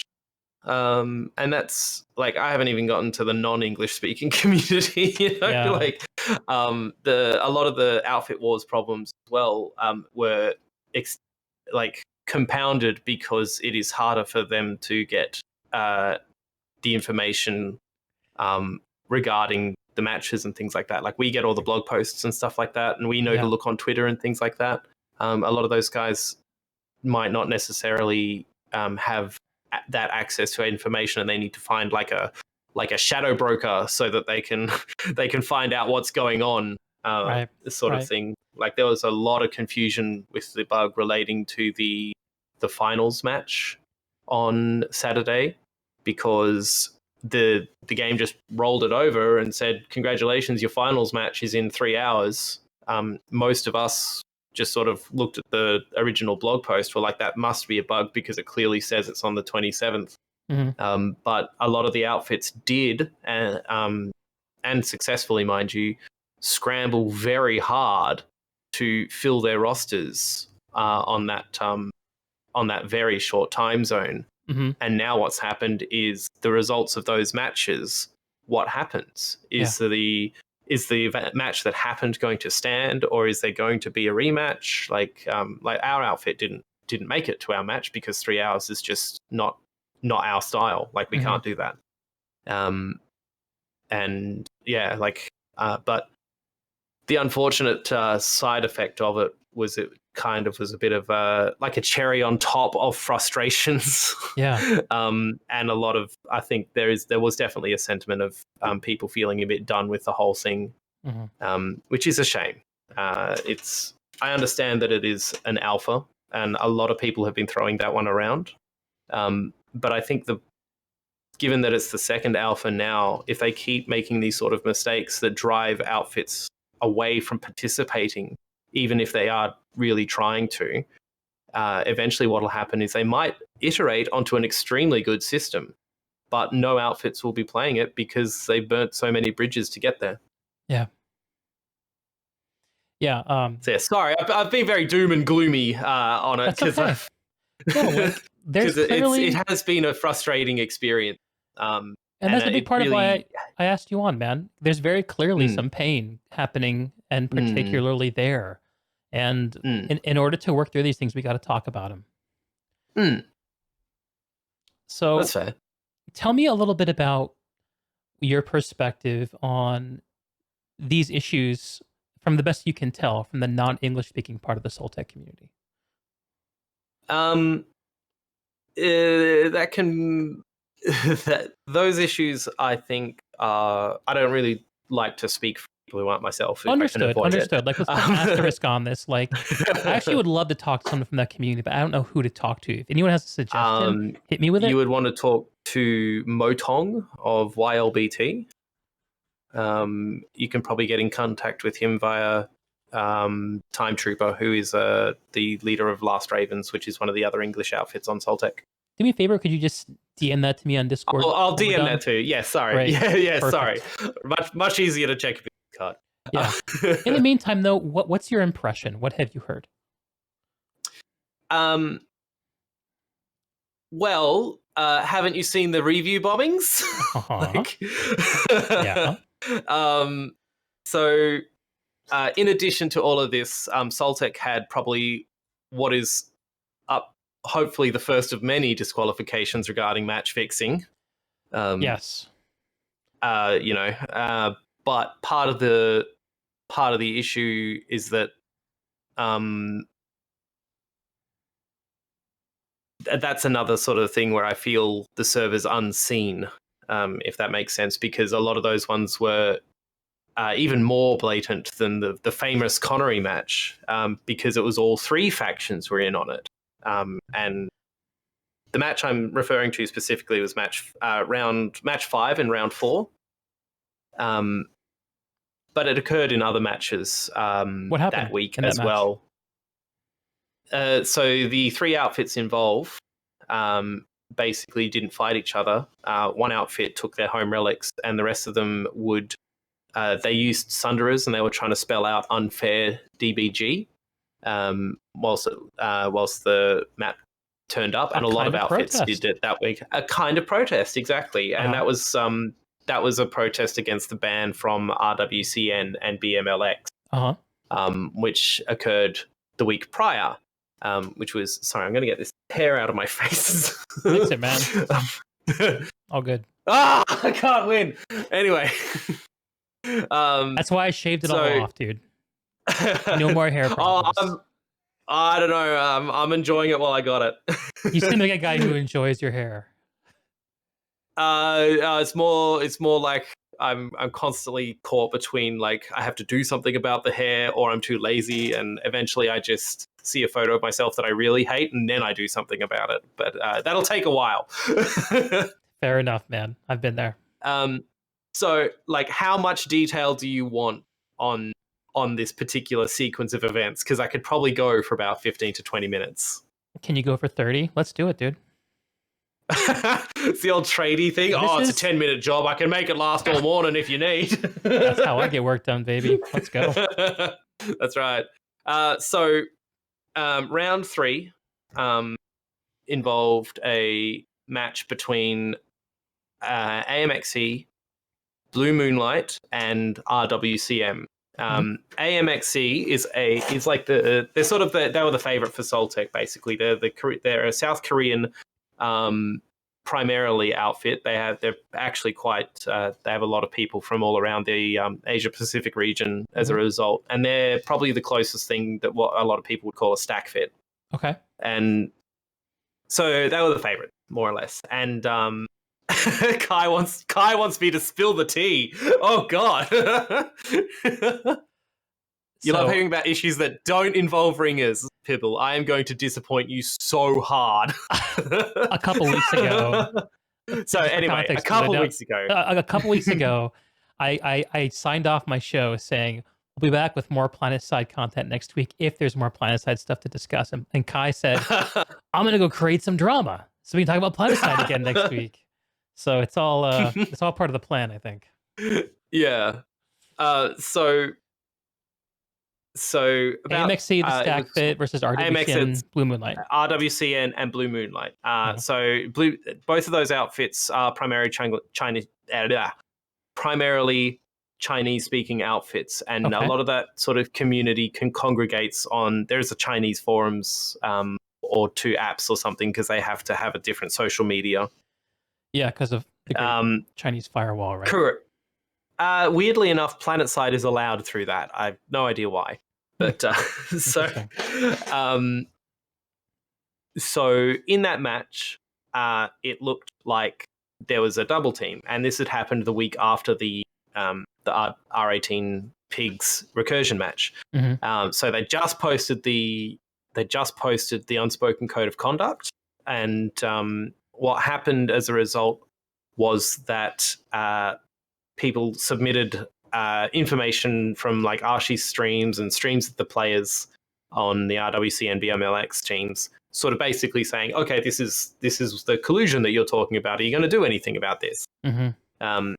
And which led to the following week where they did disqualify RWC and BMLX, and that was also the week where they disqualified Hydra. So the sort of Chinese community responded by review bombing the game on Steam, and then with those matches that were sort of the protests, all of those matches were casted live on stream, as Archie would say, and I sort of feel to some degree that it highlights a need for like a referee. Because the players should not be submitting information to the devs saying, hey, this is the cheating you're looking for, if that makes sense. Is your impression? I feel like a... Go ahead. No.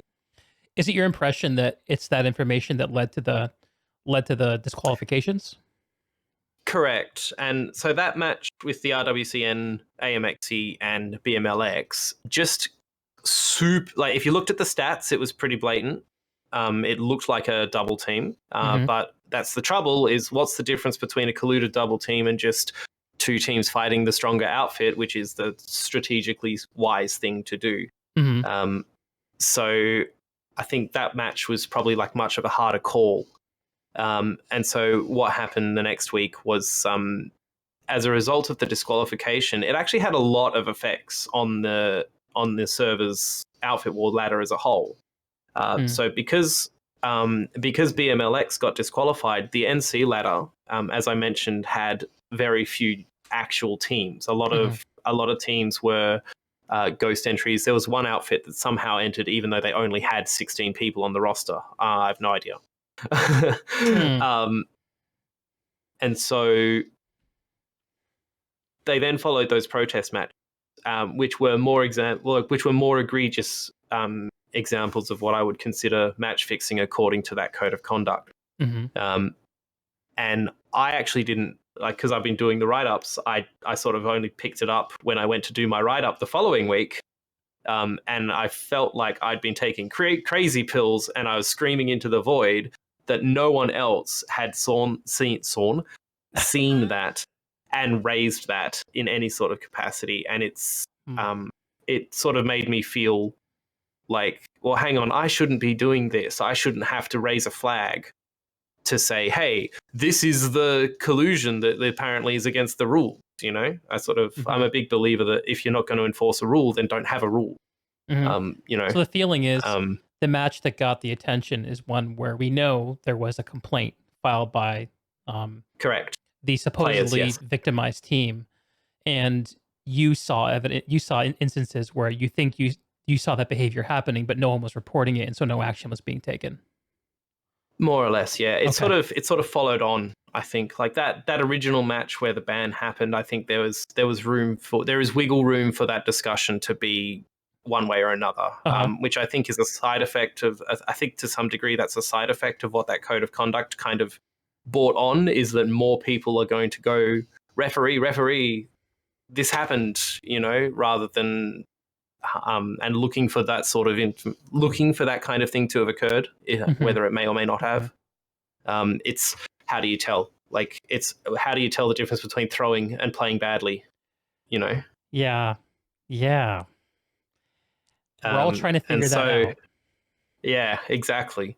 So sorry, I'm still going on this ramble, and I'll get there eventually. That's what we're here for. So the week 5 matches. The week 4 matches had a lot of outfits sort of not participating, trying to spell out words with Sunderers, saying, daybreak unfair, things like that. And then that ban of those two teams affected the ladders quite significantly. So with BMLX being disqualified, there was actually no other full 48-man teams left on the roster of NC, and that was a roster of about 5 teams by then, because the other full team was affected by that bug where they got the same match twice in the qualifiers, and so they got eliminated. Christ. And so on the TR side, the TR was the most sort of competitive in terms of the number of full teams that turned up. So on the TR side, RWCN being banned didn't. I think it had the least like upsetting effect on their ladder, so to speak. There was enough but teams there that could field full teams. It sounds like it was. But what that resulted in is that week RWCN was supposed to play against my outfit TCFB and Stim in the rank 1 match, and that turned that match into a 1v1. And so, as a result of those bans, that week could have had that week could have had two fixtures that were full 1v1v1 teams with teams that are going for it. And as a result, instead, that week had 0 matches that were like that. So it had a knock-on effect on the overall quality of the possible quality of the matches. Yeah. It did, and as a result of that as well, because of the way those protest matches kind of played out, and they let one team win without fighting, that team is now on the VS gold thing as a result of that. Yeah, so it's it feels like there's some integrity that they've maybe lost behind some couch cushions somewhere or something. But I can understand that there are issues with the team's manpower availability as it is, but that's still as patient as I am trying to be with it, it doesn't feel like there's a lot of movement towards that getting solved. Andy used to do a lot of that last time when there was serious issues. Andy, is that right? Andy, the executive Andy producer, Sides. yeah. He actually used to take an interest in that and actually did try to make that better for us when he was there. But his absence has definitely been felt as a result of his absence, I guess. But yeah, so that's like just the ladder shenanigans. Do you want to hear? I suppose Holy shit. there's. But wait, there's more. So as a result hang on. of I actually want to take a second to process what you just said, and then we can move on. I'm gonna pull. Okay, I'm sorry. If you know sorry, about I have Dr. said a K lot. and Healthy Gamer, like one of the things that he does is he asks to take a second to just think. I want to take a second to just think. Okay.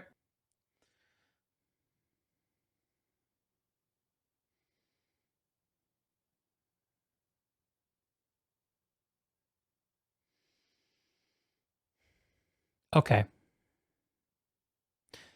Thinking complete. What else have you got? So, this one kind of moves more into the player behavior realms, more so than the particular systemic problems. They are a little bit interlocked, obviously, but you know, if a player behaves badly, it's not like the system is there pushing enter on the keyboard. I just had or whatever. an idea, real quick. If we're going from systematic to player problems, actually, I do have a question I want to jump in with first, and then we'll get to it. Okay. That's okay. Yeah, of course. Of the systematic problems that you've raised, that the community has raised, how many of these problems strike you as problems that are just ironing out because it's an alpha and you feel good that it'll be fixed because it's just kind of a simple thing that, oh, maybe it was overlooked and we'll make sure that's right? And how much of it do you think is like an underlying design thing that needs to be addressed? I do believe that a fair few of them are little things that can be fixed. Like the scheduling stuff, probably. Like the scheduling and stuff like that, exactly. Yeah. But there is an element of that sort of feels like if I was trying to break that system, what is the first thing I would try? And it feels like no one asked those questions and those things made it through to live. Okay. And it's those particular ones are the ones that I presume, like, there was also a scoring bug I think everyone's familiar with where it did the seeding for your points twice. So when week 4 started, it applied the seeding on the ladder again when it went into week 4 and all the victory points got messed up. There are bugs like that I feel should have been caught because those are like just a bug, you know, like it feels like that's the sort of thing that's obviously we have to forgive it because it's happened. Did you see Wrel's post about his response to Maelstrom about talking about I did, yes.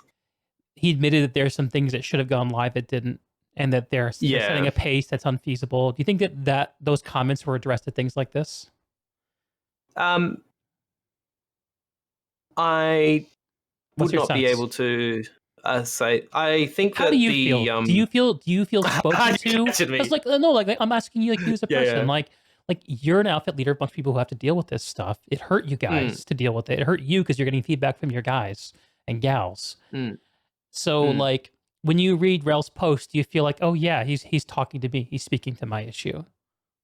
I don't feel like he was speaking to my issues, but it was easier to understand why things were the way they were because I was better able to understand the circumstances that him and the team are operating, sort of thing. And I think that's fair. Okay. I'm not out for blood or anything like that. Like, you know, it's a video game. I don't really want to blow my stress budget on something like this. So no, I get it, man. I'm not here to call anyone out either. I just like we're all trying to figure it out, I think. Exactly. Yeah. And like I do have faith that they have the capability to make it better. Okay.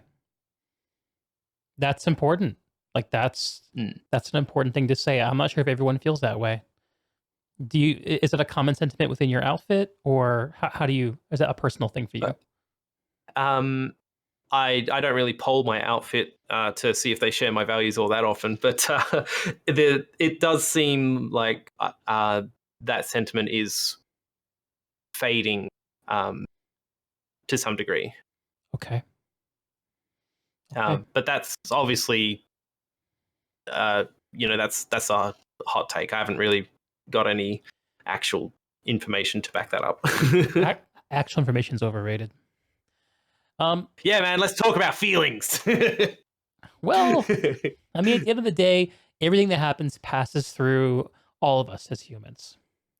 And like it or not, all of us are humans, and our actions are typically based on instinct and irrationality, and less so based on. I read somewhere that rationality is something that developed due to our ability to produce language, which is largely used to justify our actions, not to plan them. And I think that there's an interesting thing to be learned from that. But I do think that in the Planetside community, it's become very difficult to have community-wide conversations about these topics, and that's what I'm hoping to really foster here. So I always went deep into the realm of how do you feel wishy-washy this. I stopped you on the way of talking about some of the player stuff and behavior that's been happening. Yes. Maybe we can get back to that. Exciting. So, Okay. So the outfit that was the outfit AMXE was like a lot of outfits where players are really good at a video game. They do tend to attract some level of like trolling or people sort of trying to take them down a peg or two. And what was happening as a result of the outfits that were not full team was every week that there was a match where they had an opponent who wasn't a full team, that outfit that wasn't a full team mysteriously got a very large influx of new members. And then those, it happened in week 2, and you could even actually track the outfit members' history on FISU. So you could tell where most of those new members came from.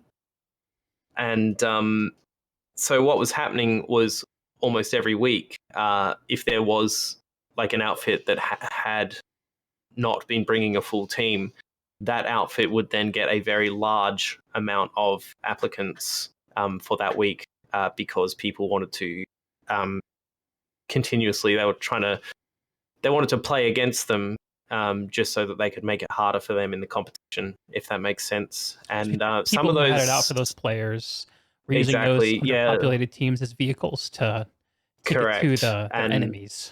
And in some cases, they were players who were in the band outfits as well. It happened this last week. There was the NC outfit Deeg was in that match, and they had players from it's common in Soltech where players will have their community will be a part of their character's name. And so there were a couple of players who had like BML in their name. Oh, interesting. Playing for Deeg that week. Yeah. So yeah, I guess the disqualifications were outfit specific, not player specific. So technically those players can just go play somewhere else. The other side of that is that the merit requirements were really low. And Merit 3, right? Merit 3, which is something else in the system that our group found very frustrating. Okay. But that's a that's another 2-minute rant. That's another 2-minute rant we could do later. Okay. So they had like roving groups of players who would be making new accounts to join these understaffed teams specifically so that they could play against this one outfit, which was a bit shit, basically. What was wrong about that to you? It was, well, they weren't playing to win. They weren't Okay. trying to win or anything like that. They were, they were specifically joining other outfits. They weren't doing it to every outfit that had spare spots on their roster. They were just, it was like targeted against this one particular outfit. And how are these players behaving in the match? Do you know? Like, what were they doing that was not trying to win? Well, they were only fighting the AMX team. Ah, okay. Yeah. So it was I see. Yeah, it was a bit like the opposite of full on. collusion or something. Yeah. Okay. It's mixed up. or sort of. It is like that's it's all mixed up, and it just like I like I sort of I know these things, but it's not really my life isn't enriched by knowing them. If that makes sense. Yes. Okay.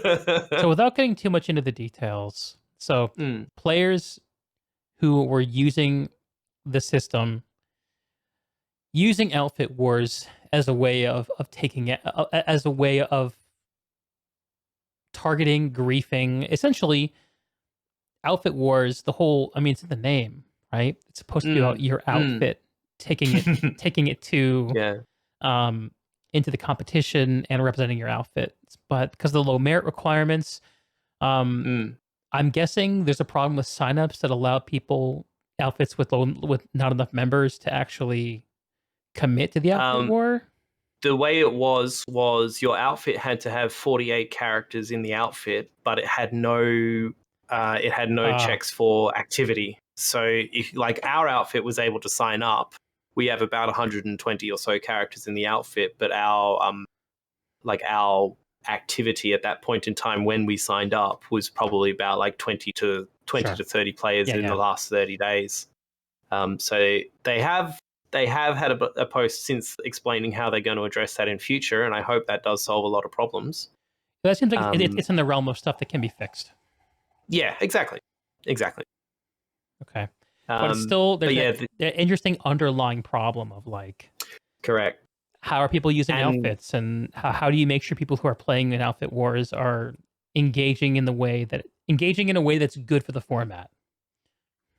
Well, I think there's a lot of like when it works, it works. It's a lot of fun. Like if you want the best Outfit Wars match on Soltech was week 1, Stim TCFB and Overthreat, and that was unfortunately it was in week 1. We got the good stuff out the gate straight away, like all 3 playing to win, going for it. Tell me about that match, man. 1 point wonder. Tell me about it. I don't know. Like we flew around, we shot dudes, they shot us. Like it came down to it came down to what Planetside. It came down to 1 point difference between first place and second place. No way! How did I miss that? Well, because it happened at 3 a.m. Right. That's awesome though. Like those kinds of photo finishes. Like I saw another game on Connery. I think VKTZ Vanu Cats had a similar photo finish too. Like exactly. Like I think the format can work in those specific situations when that is occurring, and what has happened as a result of all of the ghost signups. And even the ladder, the ladder itself, has caused some issues, because what we found was a lot of there were a few matches that we had that felt unsatisfying after the end, but it's only because of the context within the ladder that the match existed, if that makes sense. Okay. We had one match which was the 1v1 match. We fully expected to get thrashed because we regard the NC outfit we were playing against to be much better than us. And that was the one where they tried to build a whole bunch of bases outside our warp gate, and we just flew around. And it felt like they weren't trying. Like we really on paper we won the match, but it didn't feel like we were being taken seriously. Like if that match had gone a bit longer, they could have easily won it. I see. But that only happens as a result of the existence of the ladder. The match in and of itself, when you're playing it, is fine. It's a match. You got to play the game that's happening before you, and most of the time it's okay. But yeah, the 1v1v1 format only really works when everyone's out to win, and just go for it. Yeah. But once you start getting into like, oh, well, I got to make the other guys lose, it sort of starts getting a bit, not so much. Yeah. Um, Yeah, man, that's a tough but, topic. it is. Yeah, it absolutely is. I think I sort of feel like the 1v1 thing is not necessarily, it doesn't have to be the face of Outfit Wars. I think that a one-on-one, one, let me try and use different words. a 1v1 format, I think, can coexist and would be better suited for those questions of is our team better than this specific other team?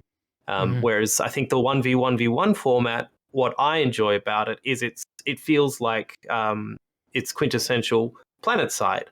You don't have a lot of the crazy stuff that happens on live that is completely out of your control. Like, you don't just suddenly get 3 platoons drop out of a router. You don't get you don't get a prowler parking lot outside every second spawn room. Like, it's It cuts down on some of that crap.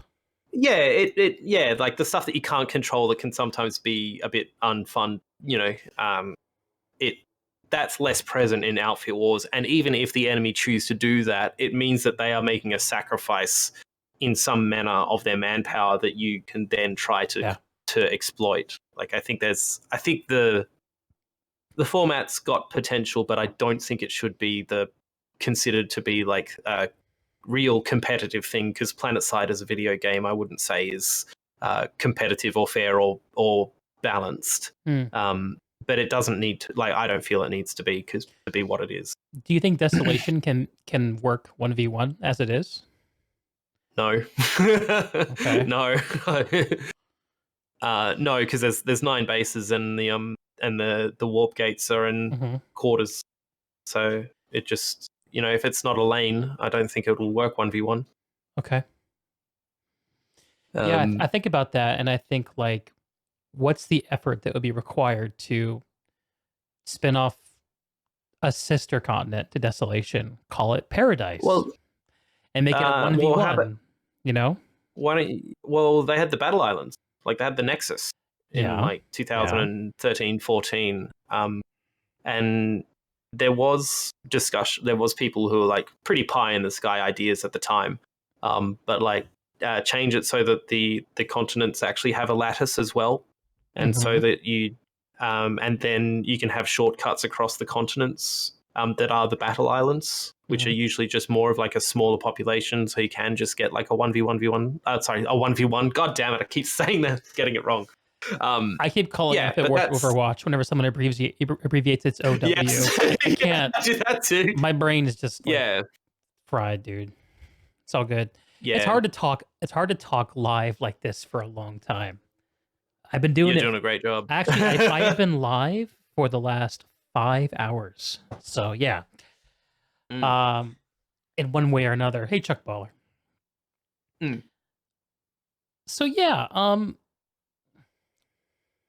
So what else? Yeah, I think what have we missed? What have I missed? I had something in my head. Oh, that's right. I had like whatever my 2-minute rant was going to be about the merit. Sure. The merit changes. So this is probably something that's only really affected our outfit in the way it is. I think regular outfits probably have not had such an issue with it. Okay. But a lot of our players are returning veterans who've got thousands and thousands of hours in the game. And quite often it's easy for us to go, oh, hey, do you want to come and hang out for a night or two playing Planetside? This new format might be pretty fun.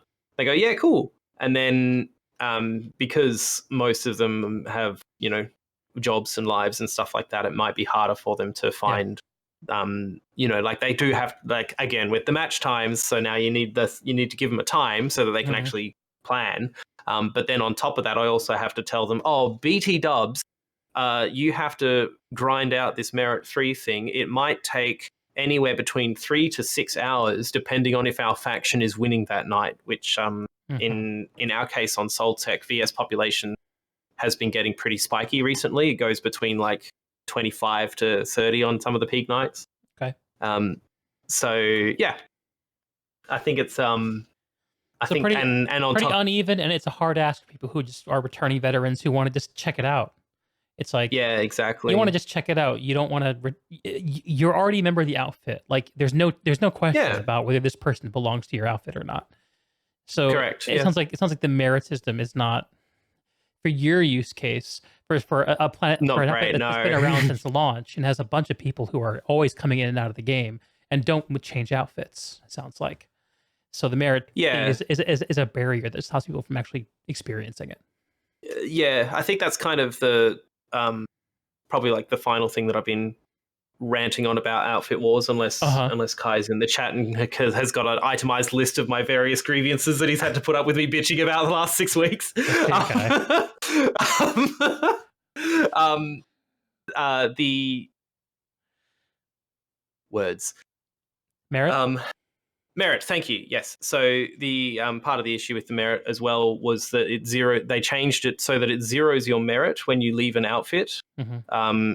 And I don't like, as an outfit leader, if I have to kick someone, I don't really like the idea of that also removing their progression that they've made in the game. Mm-hmm. You know, like I think that's a I don't want that kind of power. That's pretty shit. So other than yeah. Outfit Wars, what else is tied to the merit?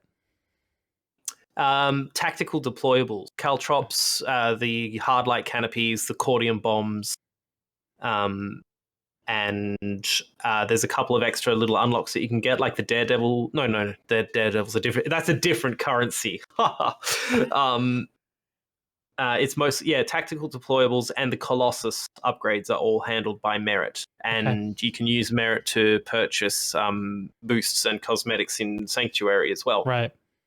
And your eligibility to make those purchases is tied to your outfit loyalty rank, which decays over time at about it's about 100 per day. So it's not massive if you turn up every day and play. But yeah, I found it very that process of trying to get people involved There's a daily was troublesome. incentive and also a loyalty incentive. So when you say kicking people, what's the context for these kicks? Is it I haven't done it. Inactivity or? No. There was a much better.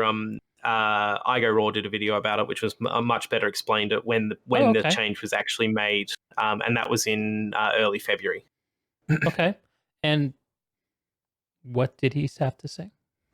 Basically, what I just said. Like, an outfit leader shouldn't have the capacity to affect someone's progression in the game, which I think is pretty fair. You know, like, interesting. You know. With that sort of thing, and as a conceptual thing, it was stated that system was introduced to cut down on ringers. Now, this is probably this might be like second to last rant that I've got about Outfit Wars. So thanks, I've gotten that out of my system now. I really appreciate you listening to me. So first off, I think that ringers are a good problem to have. If that makes sense. Like, you've got this system that people are clamoring to participate in. And I think that it's actually harder to get to Desolation than it should be. Like, I understand that the 48 format is probably about the necessary size for it to work without feeling empty. But not having like an alliance system for smaller outfits to join together, I think is an oversight, because I know from my preferences as running an outfit and things like that, I don't like the idea of just mashing another group of people into an already existing group. Feels because weird. I think that like everyone's got their own different cultures and stuff like that, and like we've all seen it in like World of Warcraft times and stuff like that, where guilds merge and stuff like that, and then a few weeks later they all have a big fight and fall apart again, and it's like, okay, like yeah. But I think being able to but it's quite common on life for people to be in separate outfits but be in the same platoon, and it doesn't have to it can be the same way for Outfit Wars, I think, as well. And I do believe that when it works, Outfit Wars is a great amount of fun, and I think they should be trying to be able to get more people involved into it. And the merit, the loyalty requirement for the outfit, in our case, was a barrier towards getting people involved. And and it did not solve the problem that it set out to solve, which was people playing for multiple outfits. So, because people just made separate accounts, there were people that I know of who were rolling extra accounts and grinding the merit on those accounts so that they could give the credentials to other people who wanted to join in, so that they didn't have to do the grind. So yeah, so I don't think it solved what it was going to solve. But once you start getting into people making new accounts and stuff like that, I don't really know what you can do. Yeah, actually, I thought about this there's too. A really it lines with what you're saying, like because you can play the game and access Outfit Wars on a free account. Like, there's just preventing ringing at some level isn't possible. At some level, like and why fight it, right? Per your point, people want to play. Yeah, like, it's a nice problem to have, you know? Like, would you rather have ringers or would you rather have empty matches? Yeah. I guess the worst thing about ringers that can happen is what we maybe saw in like the Hydra Bling match, where it seemed like there are people who are playing multiple accounts. But they were multi-boxing in the same match. Yeah, I don't know if they're multi-boxing the same match. Like, I haven't heard anything about that, but like there's a problem there where if you have an account that's enrolled in two Outfit Wars outfits that are playing against each other, there's almost like an implied collusion, even if you do nothing to collude, just because you're literally playing both sides of the equation, and it gets impossible to be like, well, was it collusion or was it not?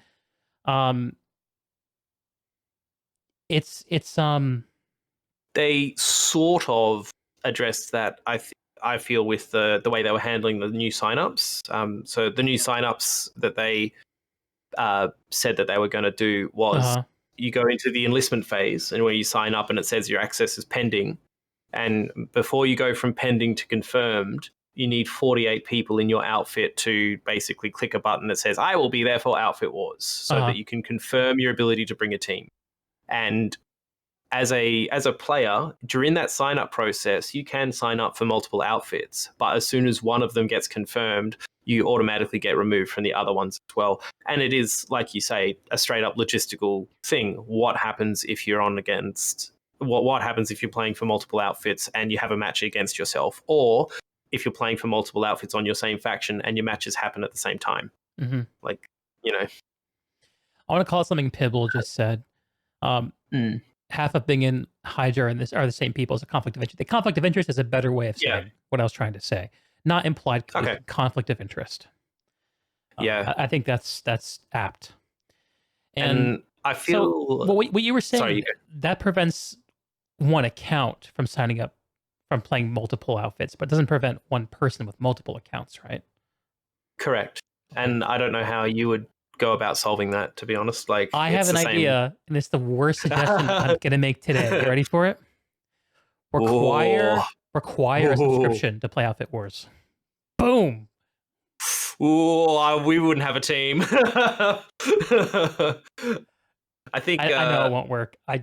it's an idea, but I can I certainly feel like we've had a few guys unsub as a result of what's happened with Outfit Wars on Soltech. So can you imagine if Wrel announced that? Yeah. Holy shit. Yeah, and again, it makes it harder to get to Desolation. You don't want, because I do think that a good match on Desolation is a lot of fun. Like, maybe it doesn't need to be like an Outfit Wars thing, but it could be like an almost semi-automated thing that happens on Friday nights or something. You can casually sign up and go. But I don't think it should be. I don't think the 1v1v1 format is great for what it's trying to be. I think it's better the competition, the championship. Yeah, I think it's better as like a showcase of what Planetside can be at its like best. An exhibition. Yeah, much more like that. But I don't think that I don't think pushing it as a competitive system with this particular format. I think it's created a lot of confusion, because there are a lot of people who legit want a decent competitive 1v1 format, And I think that Yeah. that's, I'd like that, because it'd be a lot easier for me to be able to say, oh, like, here's how we stack up against this other outfit. Whereas if you're trying to do that at the same time in a 1v1v1, like, you can start getting all the things where, like, how do you tell the difference between a double team being collusion or just what happens in Planetside? You know, like, it's a very, unless people legit admit to it, Yeah. like, I heard it's messy. a novel sounding counter argument against the idea of 1v1. I thought was kind of interesting. I want to see what you think about it. So I wish I could remember who wrote this. It was on a Reddit comment, but this person suggested that one of the strengths of 1v1v1 that you would lose if you went to a 1v1 format is that their Planetside has sorry, let me think about my words. That's all right. Having a 1v1v1 format mitigates the problem that emerges from the reality that there are not a large amount of outfits on any server at any given skill level. Yes. And if you have a 1v1 tournament, lane smash, whatever you want to call it, what you risk ending up with is a bunch of boring matches where there's no actual competition because there aren't enough people who can actually compete against each other properly. I agree. And if you have this muddy format where it's 1v1v1, people like even if it's just like in a practical alliance rather than a spoken one, you attack the tougher opponent. You can have a good match where everyone's trying to win, and it'd be exciting to watch. In a way, a one-way stomp would not be fun to watch. I think you're correct there. Like, it's and it's an interesting. I think I sort of have expressed something similar with a bunch of the guys that I was chatting to. Like, the 1v1v1 makes it interesting, even if you have an outfit that is clearly better because of the like, in terms of mechanical skill or the like. Because it's the chaos of Planetside, it makes the match interesting. Like, when I've been doing those Soltech write-ups and I've been trying to make predictions, I don't think I've gotten a single one right. Like, like every week I was just like, I really expected this particular match to go a different way. And I think as far as competition goes, like, that is an important part of it, because if there's never any question and there's never any uncertainty as to the result of the conflict, then it's not, like, I don't know if you guys have whatever your version of football is over there, but it's not, it's like watching a match that's a complete blowout is not really that exciting, It's so boring. It's like a major leaguer playing a little leaguer. It's like, all right. Yeah. I don't need to watch this. There's no drama. There's no tension. There's no exactly.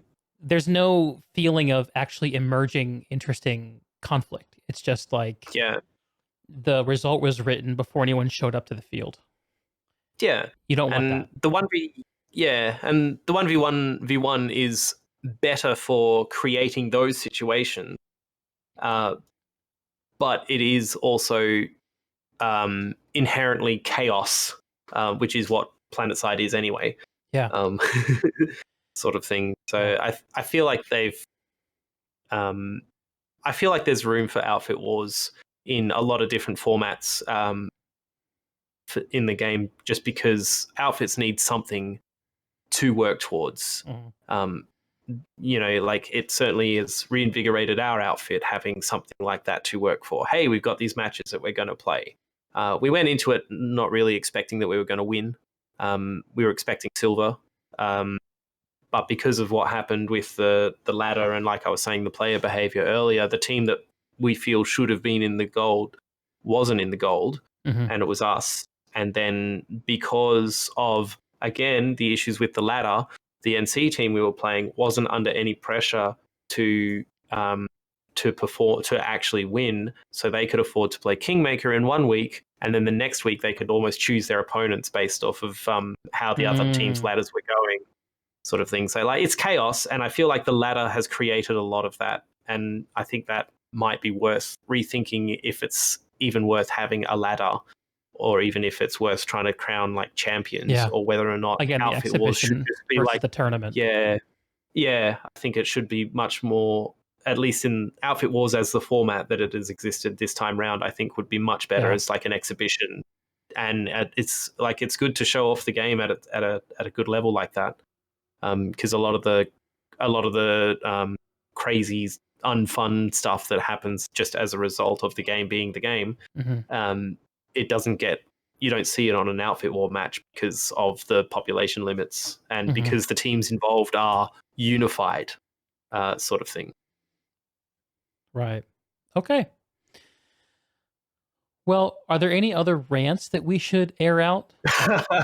I don't know. I'm trying to remember if Kai's got any written down that I forgot. I feel like I've gone over quite a lot, to be honest. Well, let me ask you a question to button it up. I really hear what you have to say about having a purpose for the outfits is so good feeling and different compared to the kind of thing compared to before where outfit was just like a social grouping and you could just use Discord and organize just as well almost. Like that's it was a friends list with it was a friends list with orbital strikes, like okay. Yeah. And to have a purpose, to have an organizing principle is super good for the game. But and I think we can all agree that an outfit war is a good idea. What I want to ask you though is two questions actually. First, a smaller question and then the bigger question to end it. Smaller question is, okay. Do you think that... So Wrel has stated that one of his goals for Outfit Wars was to bring more people into Desolation. And I think he was successful. And he and the team, sorry, I shouldn't say Wrel. Wrel didn't do everything. Wrel and the team have been successful in getting more people in. I think we can all agree on that. But the question I have to ask is, do the ideas of getting more people in and having quality matches fight each other? Or can you do both? I think it is possible to do both. Like a lot of the issues with quality, like low quality matches that we've had on, at least on Soltech, have been because people didn't turn up. And that was a result of the sign up system. And like last year, the problem with the qualification system that they had last year, like you did it on live, but you were practicing on live for an event that had different rules.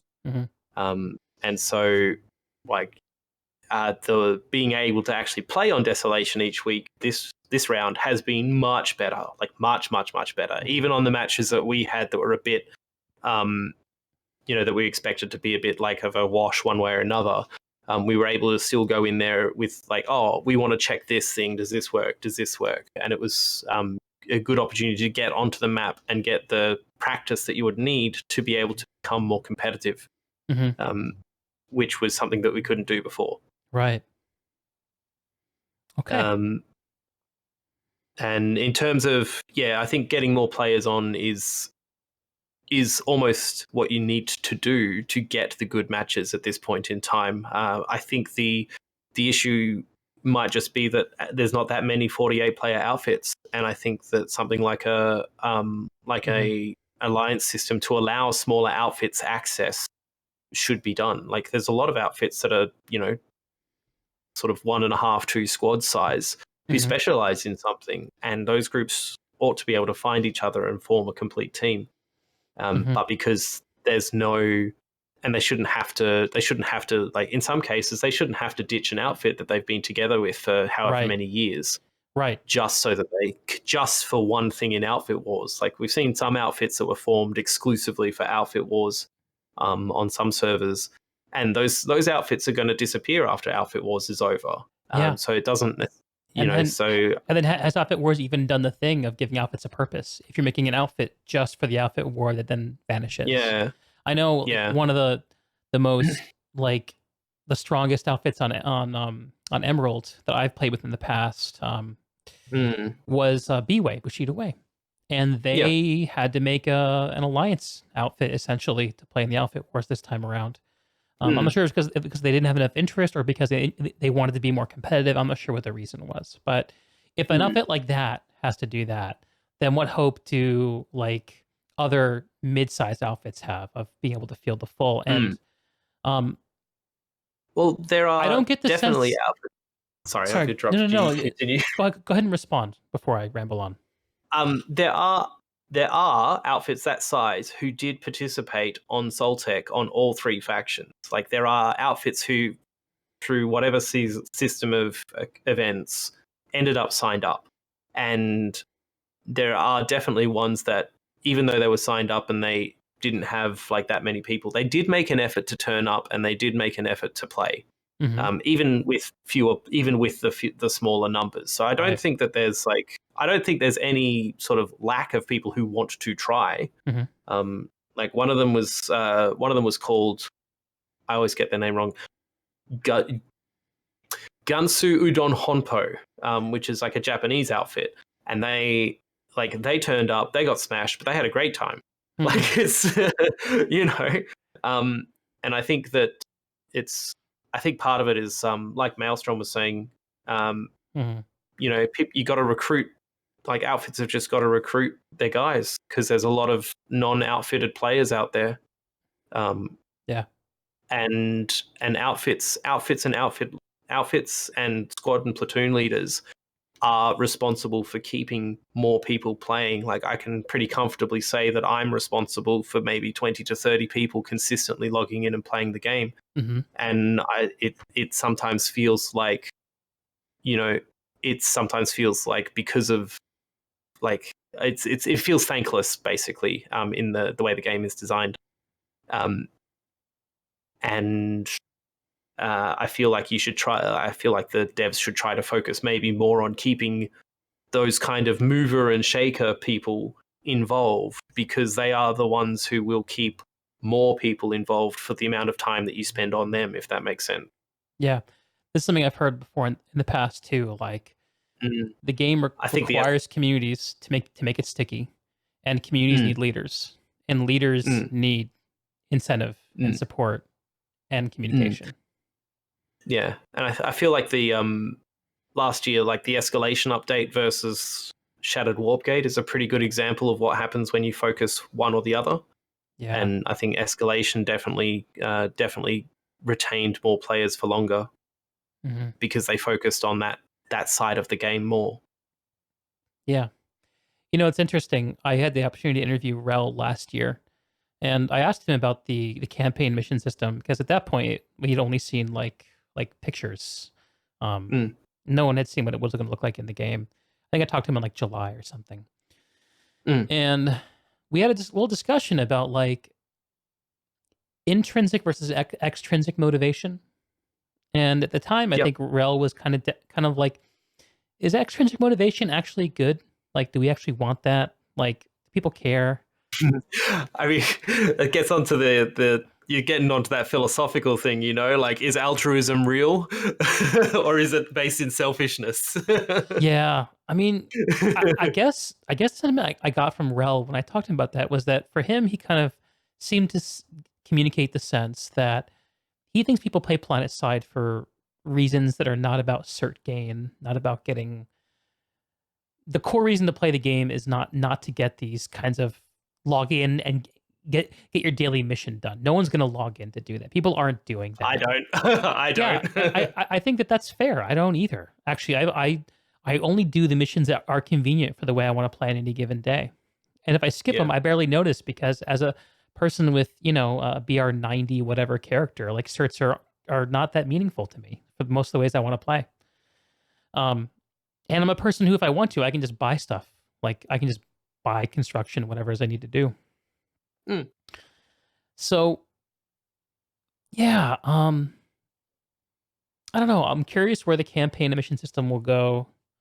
I wonder how much Rel and feels like it's something that Planetside that they're passionate about bringing into Planetside versus something that they feel like they have to do. Like they have to check off. Okay, this system needs to be there for new players.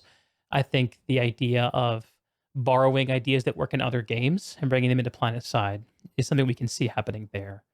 And it's a question of like, did it work? I don't know. I think I took a while to warm to the Shattered Warpgate one. There were a couple of guys in my crew who really enjoyed it. Okay. But I'm a that's colored because I'm a very like a systems oriented sort of person. Like Sure. I don't feel like a game needs deep lore. Because if I want to experience a story, there's this crazy thing called books or movies that can satisfy my hunger in that regard. Whereas, you know, the thing that makes video games special is the interaction The with player it. stories, Yeah, not the developer yeah, stories. the Ludo narrative, if you want to be a Oh, pretentious baby. IGN Off those syllables, getting me excited. writer. Okay. Yeah, and you know when I talked to Rel, I actually told him I love lore, man. Bring in some lore, man. Bring in some more Mm, traditional mm, MMO stuff. I love that idea, and mm. I'm not sure if I was right. I'm really not sure. I just don't know how it sort of fits into Planetside as it currently exists. If that Yeah, makes sense. Like I didn't hate the story that they're trying to tell with Shattered right. Warpgate. I can't wait to see the end of it 8 months after the update. um, but I do sort of I think that can be something that I just haven't warmed to yet, sort of thing. And I think there's a lot of, you know, like the game's already got a decent amount of lore, like as it exists, and most games just need the lore as an excuse for the gameplay to exist. Mhm. And I think Planetside actually does do a really good job of a lot of the mechanical systems that are in the game are I know they're explained by nanites, but hey, at least we've got nanites, right? Like, Yeah, thank God for nanites. I'm seeing some people in the chat saying passive lore. Yeah, that yeah, seems to be a good way to go for very systems focused games. And I like the idea too. yeah. I don't feel like I don't necessarily feel like I need to experience a plot when I'm playing Planetside, especially in some cases it feels like I have to stop playing Planetside so that I can go experience the plot, Yeah. you know? Yeah, I wonder if part of it is just a presentation thing. Like if they were able to pull off a seriously high quality, like not slow you down very much, a lot of production value Mm, story, where you like maybe had some cinematic stuff like in and the NPCs walking alongside you, shooting things with you, mhm, like maybe that level of narrative could really pull people in mm.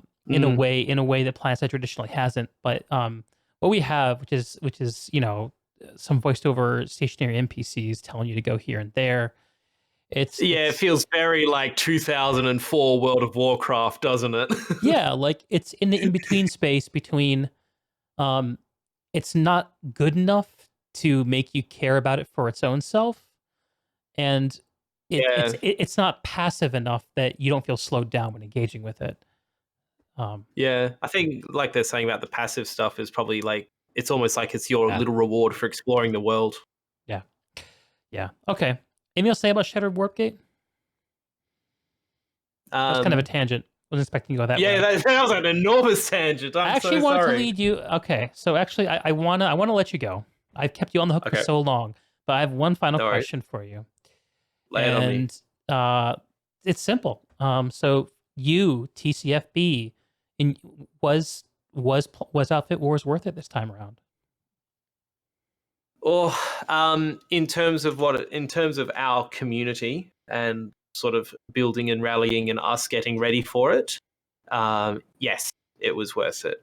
But in terms of the actual competition and the matches and the all of the logistical stuff in trying to, you know, it really felt like we were trying our best to participate as best we could, Hmm. and it just felt like there was a lot of small avoidable mistakes, um, that really soured the experience for us. Yeah, basically. Yeah, and Like follow on. ask me again in like 2 months. See if Yeah, we that's get fair. back That's into it. fair. I mean, we also got to find out like what's going on Mm. with the championship match. I'm sure how that plays out will have an effect Oh on man, your like takeaway. I don't know if Soltech will get one. I am under the impression that the system as it exists doesn't do rematches. Yeah. Um, which I mean, it's a bummer, but there is a certain amount that is there is a very small bitter part of me that can't wait to be done with it. You know, like Yeah. Yeah, man. um, but but it's on top of that as well. Like the championship match has got an outfit in there that was match fixed to get there twice in a row. Yeah. You know, like, come on. Yeah. You know. Well, my friend, MightyBluJustice, thank you for hanging out, No for taking the worries. time to talk with me and go through all this stuff. I learned a lot. I hope that the community learned a lot too. It's really clear that this can be improved a lot, and I hope it is. And Yeah. yeah. Like I don't begrudge. I certainly don't want to, like, you know, wake up early every day so that I've got extra time to begrudge people for how Outfit Wars played out. But yeah, I think it's definitely exposed a couple of systems and maybe even some conceptual issues with it as it. And I hope those get figured out. Like, I do think it can be a good event. Yeah. Outfit Wars can be fun. Let's get it there. I know. I even had fun in several matches, in fact. Yeah. It's got, so what I'm hearing, and not just from you, but other places, is it is fun. It's fun when it works. It's how do fun we when it arrive works. to works? Yeah. Devil's in the details. Thanks, Mighty Blue. Keep pumping out those videos. I hope you have one more to do. I really hope. Well, I've got to do one for the last weekend, and then if there's something that happens this weekend on Soltech, you'll get one next week. But tell folks where they can find you. You can find me at twitch.tv/ whatever my username is here. I'm in the chat. It's MightyBluJustice, but there's no E on blue because I'm so wacky. So edgy. And I think, I know, right? And I believe it's the same on YouTube. On YouTube, yeah. Great. But you know, like, my hastily put together videos are. No, they're great. They're great, and I wish people were doing it for the other servers too, because they really, as someone who can't take the time to watch every single match, like, I actually watching your videos help me out tremendously to understand what's going on and to understand if I sit down to watch a future match. Do it. Yeah, so you're filling a niche that's a good one for Outfit Wars, and hopefully we see more, and hopefully you feel incentivized to do more, and we'll talk again. No worries. Thank you for your time. Yeah, man, it's been a pleasure. Let's give it up for MightyBluJustice. Outfit TCFB. I'm not going to say those words because I don't know them, but it's a great acronym. We can all agree. Do you want me? Do you actually not know the whole name? Tiger something. What is it? It's Thunder Cougar Falconbird. How am I supposed to remember that? Thunder Cougar Falconbird. All right. All right. We'll go with that. Cool. Thank you. Take it easy. No worries, man. GG, man. No worries. Have a great evening. Thanks, you too.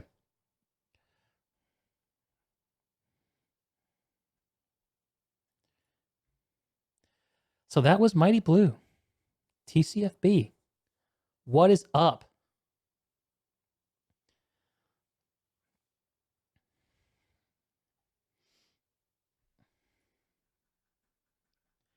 That was seriously a great talk.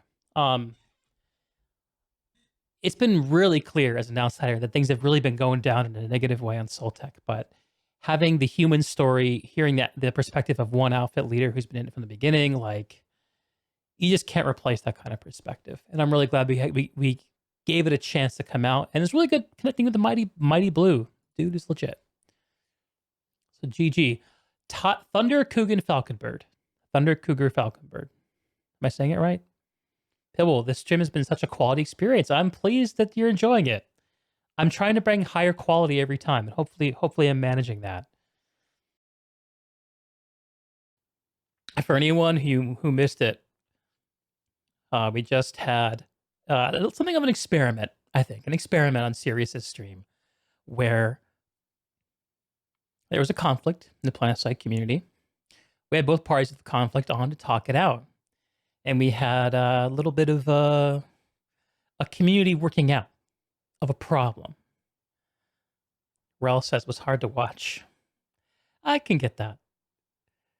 It was hard to be in at moments. It's always uncomfortable when people are arguing and you're not party to the action itself.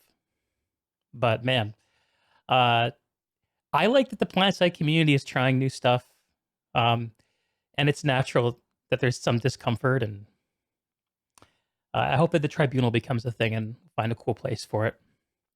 Mad props to Cyrious for thinking of me. It was a neat experience, and it was cool to talk to everyone involved. I promised a synopsis, so let's do that. The synopsis is okay. So Shoctorr is covering Outfit Wars on his channel, and not officially, but he has he has access to an account where you can jump in and view the Outfit Wars, and he has a Twitch, so he shows it off. A match between Renegade 18, Recursion, and Space Pigs, where Renegade 18 and Space Pigs collude in a super, super literal way. In a way that's kind of hard to watch. And after the match, during post-game interviews, Shoctorr was watching Archie TV and Commander Cyrious interview the leaders of these outfits. And Shoctorr called out Archie and Commander Cyrious for not grilling the folks who colluded, for not called them out for not calling it out. And he said it in a, I think it's fair to say, is a fairly harsh way. Apparently, following this, Picard, who is a member and I think involved in the leadership, not clear on that exactly, for Renegade 18, called Shoctorr a racist. He tried to get Wrel, our lovely lead designer, to jump in and do something about it. And there was a conversation on Shoctorr's stream where him and Wrel spoke and sussed it out, and it was like, where's this racism thing? We don't see it. And, you know, sorry that went that way, and that wasn't the way it should have gone. Which I think was fair. Time passes. Something new goes down. I'm not sure of all the details, but this racism complaint comes back up, and we get Picard ready to re-level the complaint of racism against Shoctorr. He mentions a few things, including like a meme that uses the N-word in a non-pejorative sense. And on Shoctorr's Twitch, which out of concern and respect, he went ahead and removed. And a couple other things. And Shoctorr was just pissed that he was having to respond to this. And I don't blame him. It's a tough thing to respond to that. I think that there was some potential in that conversation to have like a more meta level conversation about like, you know, what's acceptable way to respond when something happens. Like, was Shoctorr's calling out of Archie and Cyrious cool? Like, is the community cool with the way he did that? Another conversation to have is, why did that call out? What motivated Shoctorr's call out? You know, and I go back to the whole like Shoctorr's really speaking the language of these players who have felt disenfranchised and are expressing discontent. And I go back to Picard, who I think has another perspective that didn't even make it into the conversation, about him being on the other side of this years-long discontent that goes back and forth between the skill players and the people who bring more dudes. And I get why people who want to bring more dudes are frustrated when skilled players say that their way of playing the game is not legit. And I get why people who are skill-focused players would be upset when they lose or can't continue to play the way they want to play because someone else just brings more dudes. Like, I get it. It's part of the brutal, quintessential asymmetry of Planetside. And then there's the question of what place does that have in Outfit Wars, which I think is something that the community is working out collectively. And it's a good conversation to have. But because the race card got used, because someone went nuclear with it, like that had to be the conversation. We had to address that, the use of it. We needed to see an apology, which I think one was implied, if not expressed. And we need to see acceptance of the apology, which I think was sort of there too. And maybe once, if we'd gotten through that quickly, we could have gone to those other levels. But, you know, there's a need, like, in the moment to discuss what happened in the moment. And I think that it's a neat format that's got potential. And we'll see where it goes. Anyway, I had fun, and I hope Cyrious includes me again the next time something fun comes up. We have one more major topic that I have to cover today. So I'm going to take another couple-minute break, and then we're going to come back to it. But this time, I'm going to leave y'all with some entertainment while I'm gone, so you don't get bored. Let me just dial that in. Thunder Cougar Falconbird. Thunder Cougar Falconbird. Thunder Cougar Falconbird.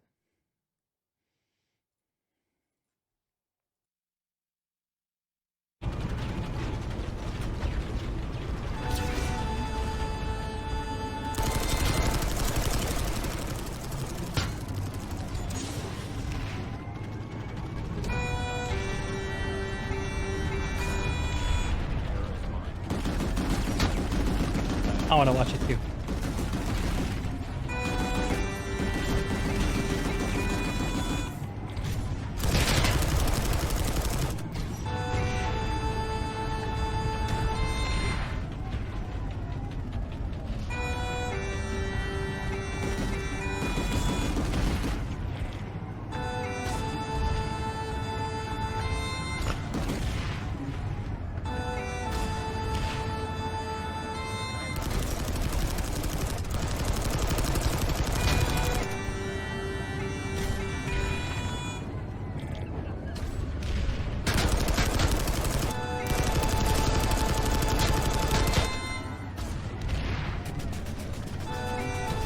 It's like a first encounter of alien species.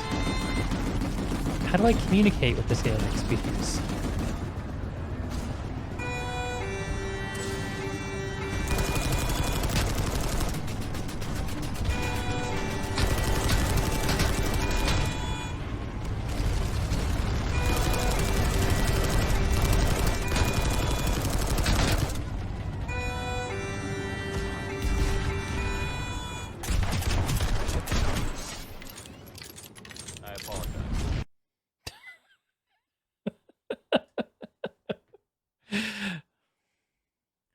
Oh my god.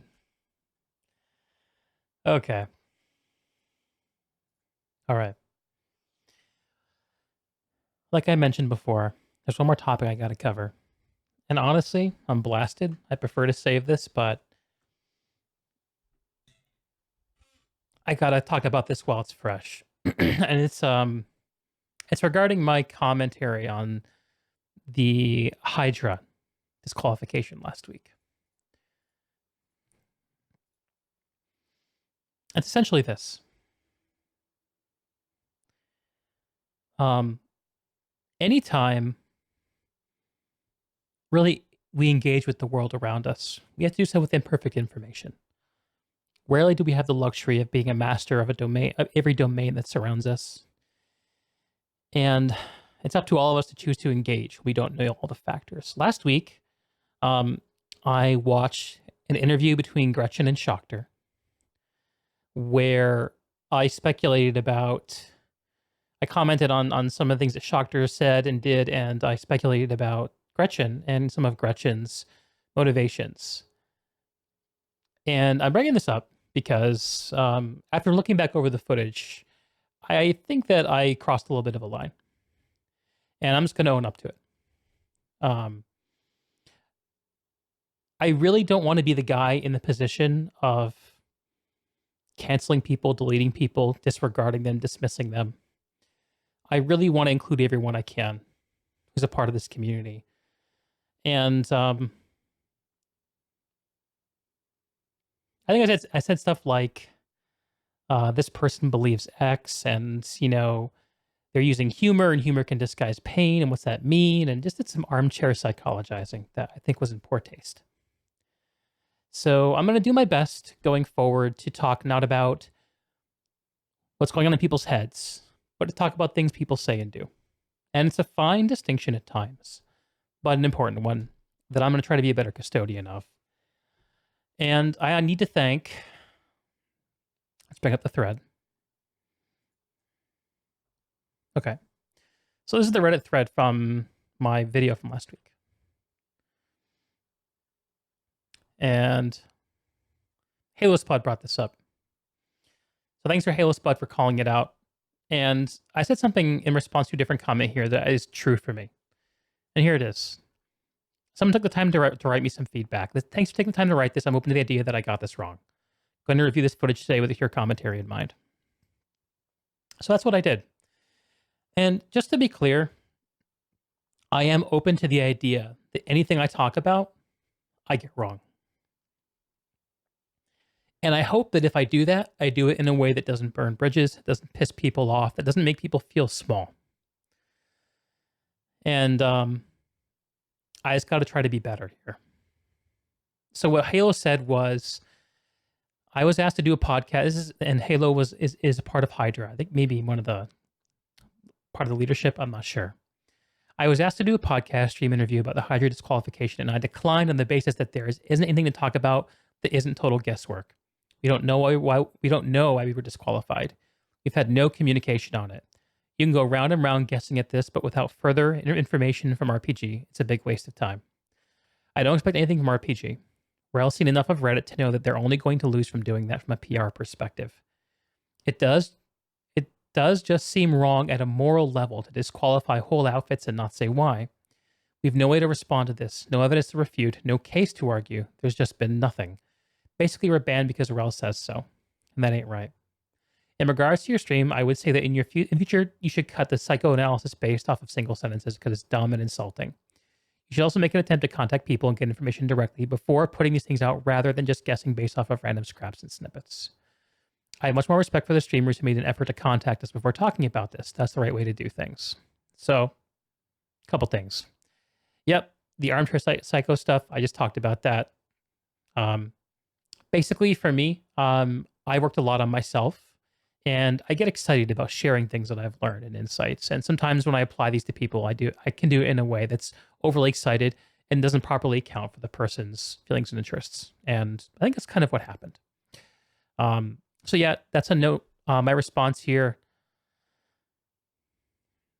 I'm just going to read it as it kind of addresses it. Halo, I hear you on the frustration about the disqualification.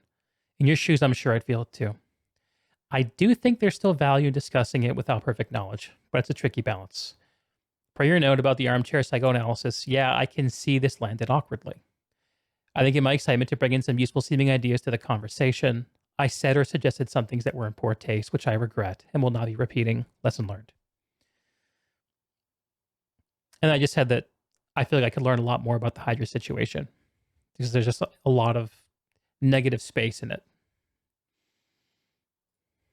So I just wanted to address that. And I also wanted to offer another apology to Gretchen because I already offered one on the video last week because I accidentally, without knowing better, used the improper pronouns to refer to her. I did contact her directly, and I apologized, and she was cool about it. So thanks to her. But on another level, I think I just had some stuff that was a little bit past the level of acceptable speculation. So I hope she'll accept my apology for that, and I hope y'all will also accept my apology, and hopefully we can move forward and not repeat that error. Another point, though, and it's this one. This is from Hell Diggener. And this person's responding more to my comments about the thread that was posted called Ego and Incompetence.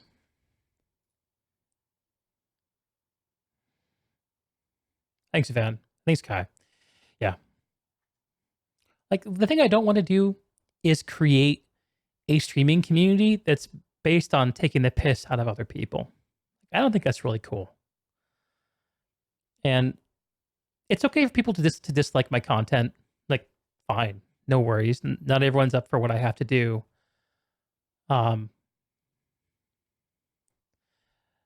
But I'd rather people get turned off by my content not being for them than by me saying stuff that's clumsily hurtful.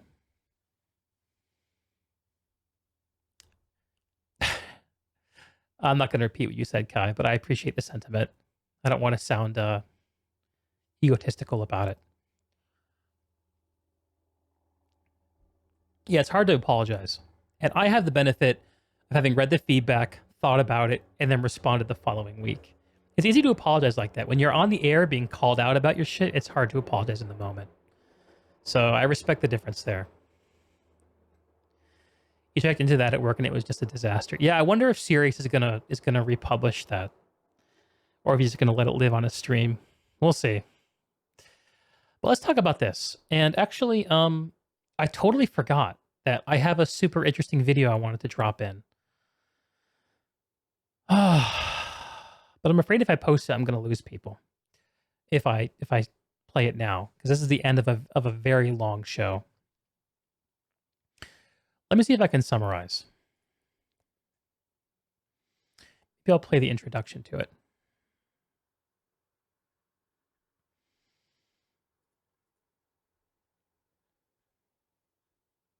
Did I not save the link?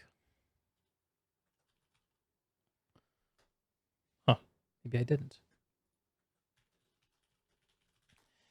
And it's kind of important to show off, actually, because it's the reason I titled the show what I titled it. It's called Motivated Reasoning. This is a TEDx talk given by a woman named Julia Galef.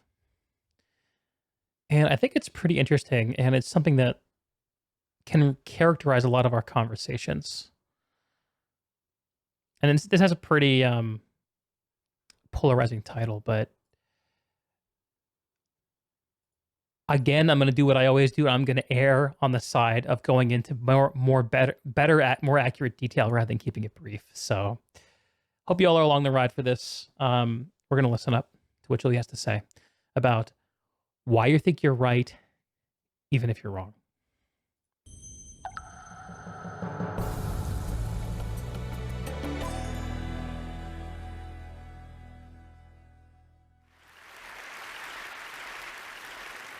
So, I'd like you to imagine for a moment that you're a soldier in the heat of battle. Maybe you're... Good talk. Almost forgot. So Julia is she's kind of like the Neil deGrasse Tyson of rationality and cognitive bias. She studies and she evangelizes knowledge about cognitive bias and rationality and how it affects our culture. You're a Roman foot soldier, or a medieval archer, or maybe you're a Zulu warrior. Regardless of your time and place, there are some things that are constant. Your adrenaline is elevated, and your actions are stemming from these deeply ingrained reflexes rooted in a need to protect yourself and your side, and to defeat the enemy. So now, I'd like you to imagine playing a very different role, that of the scout. So the scout's job is not to attack or defend. The scout's job is to understand. The scout is the one going out, mapping the terrain, identifying potential obstacles, and the scout may hope to learn that, say, there's a bridge in a convenient location across a river. But above all, the scout wants to know what's really there, as accurately as possible. And in a real, actual army, both the soldier and the scout are essential. But you can also think of each of these roles as a mindset, a metaphor for how all of us process information and ideas in our daily lives. And what I'm going to argue today is that having good judgment, making accurate predictions, making good decisions, is mostly about which mindset you're in. So, to illustrate these mindsets in action, I'm going to take you back to 19th century France, where this innocuous-looking piece of paper launched one of the biggest political scandals in history. It was discovered in 1894 by officers in the French General Staff, and it was torn up in a wastepaper basket, but when they pieced it back together, they discovered that someone in their ranks had been selling military secrets to Germany. So they launched a big investigation, and their suspicions quickly converged on this man, Albert Dreyfus. He had a sterling record, no past history of wrongdoing, no motive as far as they could tell, but Dreyfus was the only Jewish officer at that rank in the army. And unfortunately, at this time, the French army was highly anti-Semitic. So they compared Dreyfus's handwriting to that on the memo and concluded that it was a match, even though outside professional handwriting experts were much less confident in the similarity. But never mind that. They went and searched Dreyfus's apartment, looking for any signs of espionage. They went through his files, and they didn't find anything. And this just convinced them more that Dreyfus was not only guilty, but sneaky as well, because clearly he had hidden all of the evidence before they had managed to get to it. Next, they went and looked through his personal history for any incriminating details. They talked to his teachers. They found that he had studied foreign languages in school, which clearly showed a desire to conspire with foreign governments later in life. His teachers also said that Dreyfus had a good memory, he's, known for having a good memory, which was highly suspicious, right? Because a spy has to remember a lot of things. So the case went to trial, and Dreyfus was found guilty. And afterwards, they took him out into this public square and ritualistically tore his insignia from his uniform and broke his sword in two. This was called the degradation of Dreyfus. And they sentenced him to life imprisonment on the aptly named Devil's Island, which is this barren rock off the coast of South America. So there he went, and there he spent his days alone, writing letters and letters to the French government, begging them to reopen his case so they could discover his innocence. But for the most part, France considered the matter closed. So one thing that's really interesting to me about the Dreyfus affair is this question of why the officers were so convinced that Dreyfus was guilty. I mean, you might even assume that they were setting him up, that they were intentionally framing him, but historians don't think that's what happened. As far as we can tell, the officers genuinely believed that the case against Dreyfus was strong, which, makes you wonder, what does it say about the human mind that we can find such paltry evidence to be compelling enough to convict a man? Well, this is a case of what scientists call motivated reasoning. It's this phenomenon in which our unconscious motivations, our desires and fears, shape the way we interpret information. So some information, some ideas feel like our allies, and we want them to win, we want to defend them. And other information or ideas are the enemy, and we want to shoot them down. So this is why I call motivated reasoning soldier mindset. And probably most of you have never persecuted a French Jewish officer for high treason, I assume, but maybe you've followed sports or politics. So you might have noticed that when the referee judges that your team committed a foul, for example, you're highly motivated to find reasons why he's wrong. But if he judges that the other team committed a foul, awesome, that's a good call. Let's not examine it too closely. Or maybe you've read an article or a study that examined some controversial policy, like capital punishment. And as researchers have demonstrated, if you support capital punishment and the study shows that it's not effective, then you're highly motivated to find all the reasons why the study was poorly designed. But if it shows that capital punishment works, awesome, it's a good study. And vice versa, if you don't support capital punishment, same thing. Our judgment is just strongly influenced, unconsciously, by which side we want to win. And this is ubiquitous. This shapes how we think about our health, our relationships, how we decide how to vote, what we consider fair or ethical. And what's most scary to me about motivated reasoning or soldier mindset is how unconscious it is. We can think we're being objective and fair-minded and still wind up ruining the life of an innocent man. However, fortunately for Dreyfus, his story is not over. This is Colonel Picard. He's another high-ranking officer in the French army, and like most people, he assumed Dreyfus was guilty.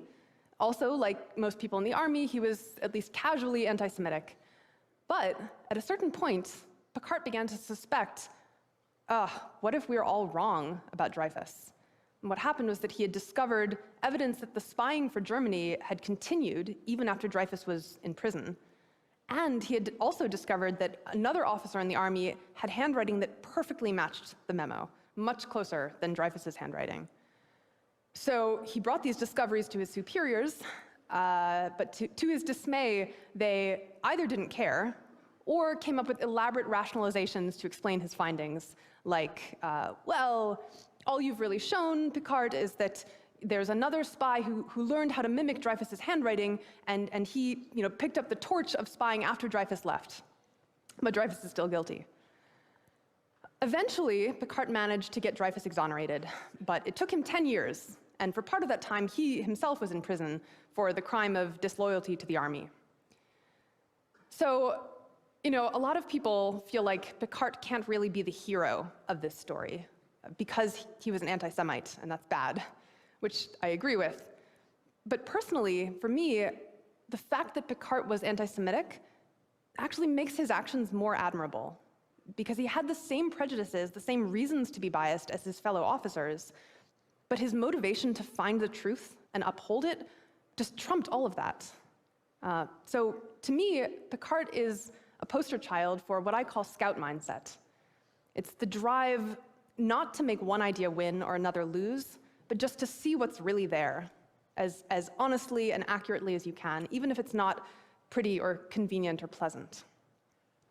And this mindset is what I'm personally passionate about, and what I've spent the last few years examining and trying to figure out what causes scout mindset. Why are some people, sometimes at least, able to cut through their own prejudices and biases and motivations and just try to see the facts and the evidence as objectively as they can? And the answer is emotional.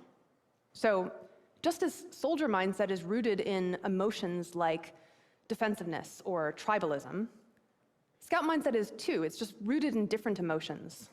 So for example, scouts are curious. They're more likely to say that they feel pleasure when they learn new information or an itch to solve a puzzle. They're more likely to feel intrigued when they encounter something that contradicts their expectations. Scouts also have different values. They're more likely to say that they think it's virtuous to test your own beliefs, and they're less likely to say that someone who changes his mind seems weak. And above all, scouts are grounded, which means that their self-worth as a person isn't tied to how right or wrong they are about any particular topic. So, they can believe that capital punishment works, and if studies come out showing that it doesn't, they can say, looks like I might be wrong. Doesn't mean I'm bad or stupid, So these traits, this cluster of traits, is what researchers have found, and I've also found anecdotally, predicts good judgment. And the key takeaway I want to leave you with about those traits is that they're primarily not about how smart you are or about how much you know. In fact, they don't correlate very much with IQ at all. They're about how you feel. So there's a quote that I keep coming back to by Saint-Exupéry. He's the author of The Little Prince. And he said, if you want to build a ship, don't drum up your men to collect wood and give orders and distribute the work. Instead, teach them to yearn for the vast and endless sea. In other words, I claim, if we want to really improve our judgment as individuals and as societies, what we need most is not more instruction in logic or rhetoric or probability or economics, even though those things are quite valuable. But what we most need to use those principles well is scout mindset. We need to change the way we feel. We need to learn how to feel proud instead of ashamed when we notice we might have been wrong about something. We need to learn how to feel intrigued instead of defensive when we encounter some information that contradicts our beliefs. So the question I want to leave you with is, what do you most yearn for? Do you yearn to defend your own beliefs? Or do you yearn to see the world as clearly as you possibly can? Thank you.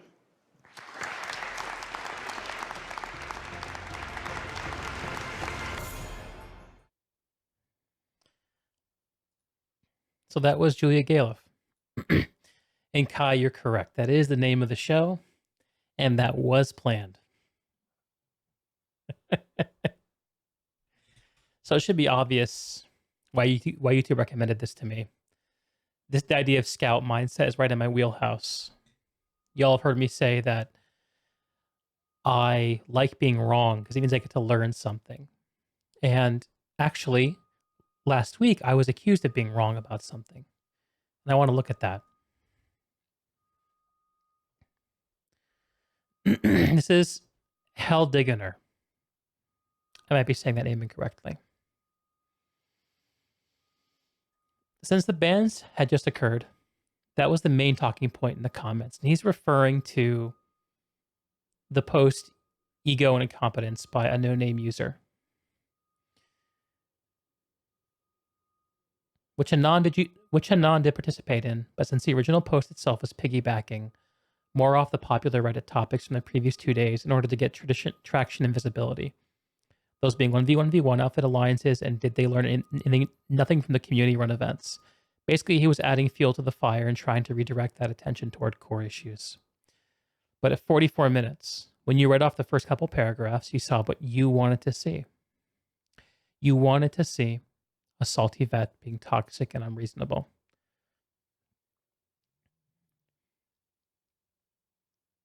One of the things I said. So the first paragraph implies it's justified to collude in order to get 150 people into a match.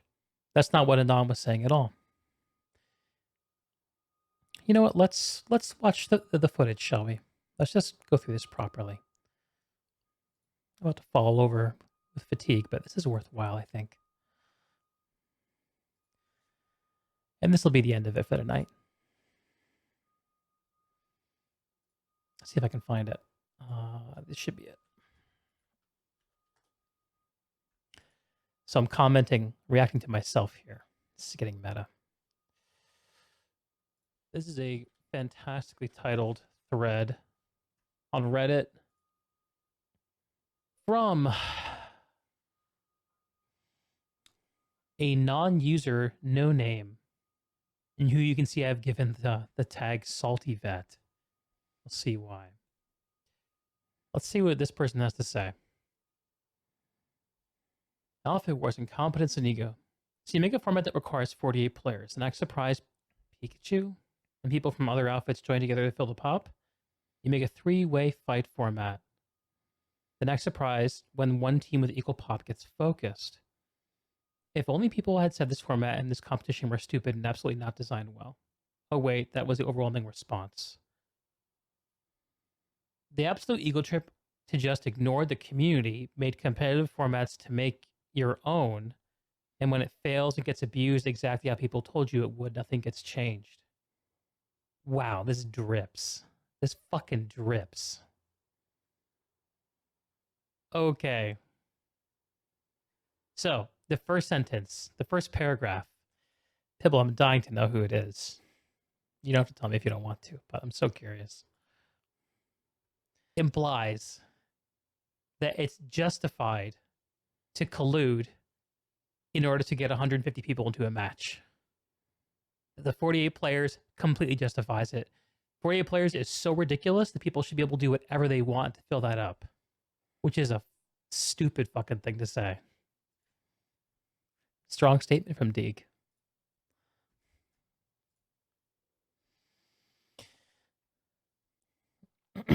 Heldigener responds to this and says, that's not what Anon was saying at all.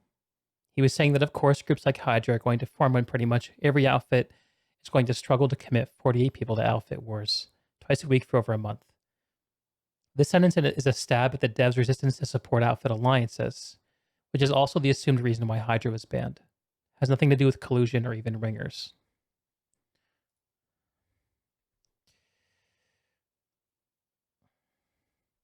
The thing that Anon wrote was, so you make a format that requires 48 players and act surprised when people from other outfits join together to fill the pop. Yeah, I think I just read this differently. And what Heldigener said is another interpretation that seems valid.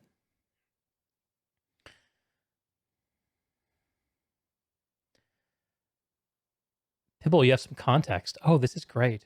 Please.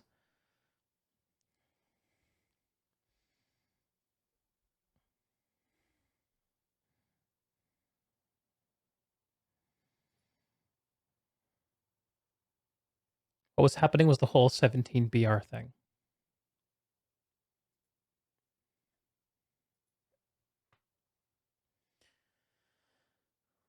At the time of this post, 17BR. I feel like I should know what that means, but I don't.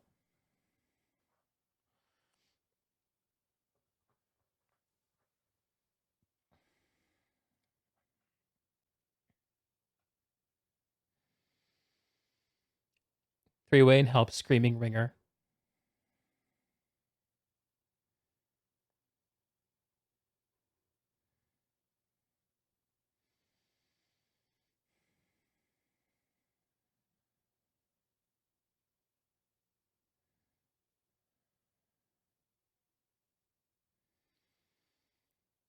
$17BR is the Emerald left at Brazilians. Yeah, I do know that. I guess I don't know what the dispute was. You reached out to them. Get them a squad or two. Okay. Because they only had 16 players.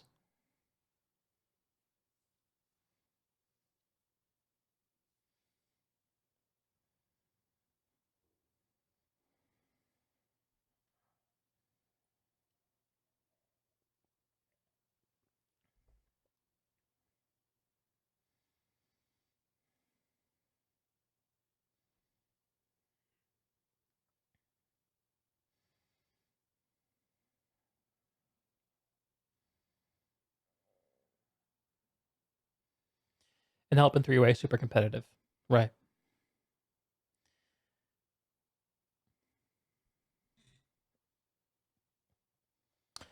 And you didn't want to see him get warp gated. Okay. So people, you stepped in to help 17BR get some more players. And you think that these comments were regarding that? But it turned into a massive shit show when a bunch of racist people started stacking them. So we pulled out. Yikes. Yikes. Okay.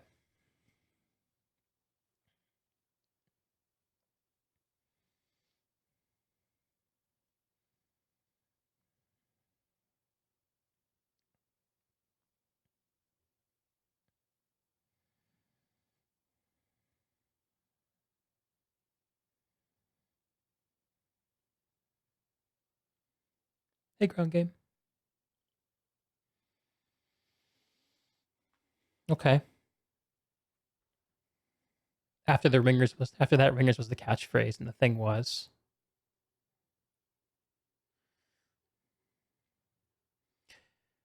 Three-way was a bunch of ringers. Help had ringers. Yeah. Three-way was like an alliance, right? Literally everyone had ringers.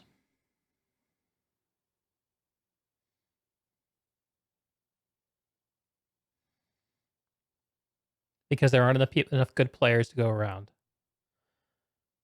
Yeah, enough top players that can compete at that level. How's it going, ground game? We're just rounding down a very long discussion.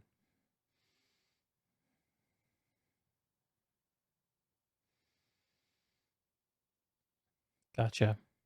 Yeah, okay. So the original post by a no-name, a non-user no-name,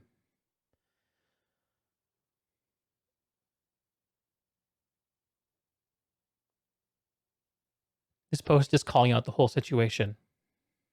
Interesting. Yeah, I didn't hear 17BR or any of that get mentioned in this post. So, and I get how people can feel frustrated that I didn't reach out for more information. I kind of get that. I think I kind of responded to that earlier about really there's always more information you can get, and you just have to decide where you stop. As a farce and to poke jabs at three-way and help in the dev team. Yeah, I didn't know that there was anything directed at three-way or help here. I really only saw the dev hate. And again, that context would have been useful when I was reacting to this last week. I guess what I wanted to examine is whether or not I really fucked up here. And earnestly, like I'm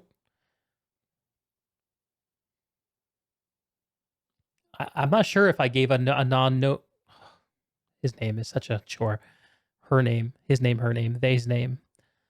A no-name username, a non-user no name. I'm not sure if I gave that person enough credit. It's one of those you had to be in on it things. Yeah. So when I read this post, the thing that I said is that the first half of it is just ranting. The second half of it actually has some interesting things to say. And when I say it's just ranting, what I mean is that there's not enough here to actually... The arguments being made here are vague. And they're not specific. And when I hear someone ranting about vague specific things, what I see is someone venting. Like, how is this a call out when you don't even know what the person's talking about? And yeah, I did give this person a salty vet tag. And I did that because I've seen a few other posts from this person. I looked at their post history, and this person is just constantly taking the piss out of Wrel and constantly complaining on the Planetside subreddit. And I see this phenomenon all the time. And I make these tags because if I see someone complain when they've complained 1,000 times, I'm going to see their complaint differently than someone who's complained once and posted 1,000 constructive things, right? It was intentionally vague, more not to get shade directed our way. Right. Sock puppet account. Yeah, I get that. I get that. I mean, a no name, it kind of tells a story.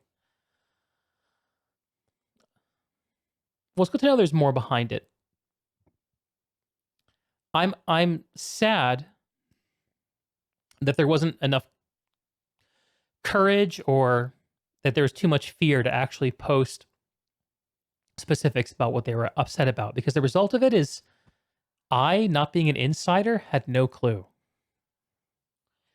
And the idea that I should be able to, that I should read this but not be able to react to it unless I know the inside information, that idea is a little weird to me. Which I think is what a few people expressed is, if you don't know the details, just stay out of it. But I don't know. I could be wrong. And Pibble, I don't know if you saw my content on this last week, but if you haven't, I'd be curious if you'd have a look over it and tell me if you think I was in the right or wrong. I made one more comment that I'll just play over.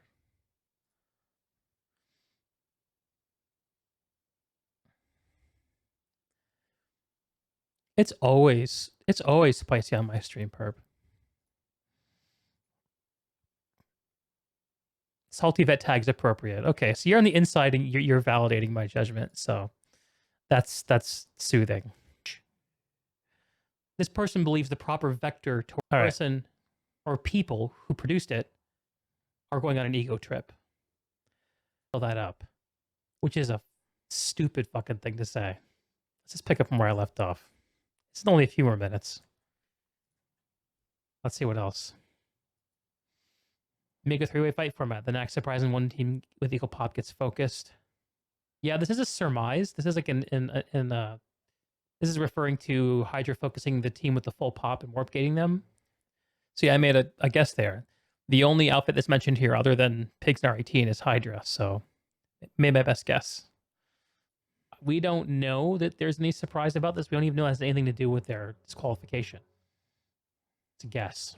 No, it wasn't a guess that the Hydra thing, like it's literally in the post. I need to walk back what I just said.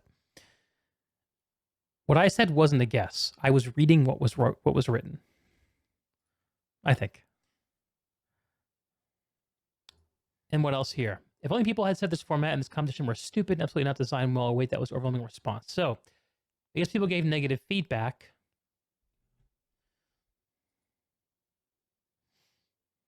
The episode ego trip just because people gave negative feedback and their feedback wasn't addressed sufficiently to this person's tastes, the person or people who produced it are going on an ego trip. Does that seem reasonable to y'all? What I think I'm trying to do here is point out how much of a rant this is, because the things that this person is saying don't actually make sense in the context. They don't add up. They're not good arguments. When it fails and gets abused, exactly how people told you it would, nothing gets changed. So abuse should lead to change. This person believes the proper vector towards changing things is to abuse others and systems. So Hell reacted to that too. Now this is downright slander, is what he says. She says, they say. Anon was in no way condoning the abuse of systems. He wasn't implying that he did it or that others would. I think he was damnifying those who would abuse systems. At the very least, he was holding them in contempt. Yeah, I guess you can read it that way. I think my reading with the rest of the context also has validity to it. Are we seeing the way this person's mind works a little bit? And that's where I think I stepped over the line a little bit.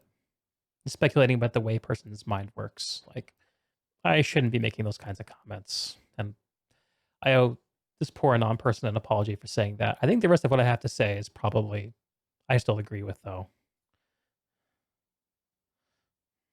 Snow hydration's banned, but pigs and R18 aren't. Intentionally vague, right? There was no precedent set when R18 and pigs misbehaved. We all know why. Like, the reason that the precedent was set is because of pigs and R18. Maybe this person will say one thing that makes sense. I look so worked up in this. Let's see if we can find something. I had too much caffeine. Frankly, I'm sick and tired of this game direction. Okay. Legit. You're allowed to feel that way. Respect. Core game issues that have existed for years aren't a priority at all for this team. Again, fair. Like I say, I think a lot of the resentment we see from highly skilled or highly organized players is the fact that they don't see what they want in the game. Get it? Totally get it. Instead, we have this awfully balanced competitive outfit wars. Mission and lore, max buffs, the completely...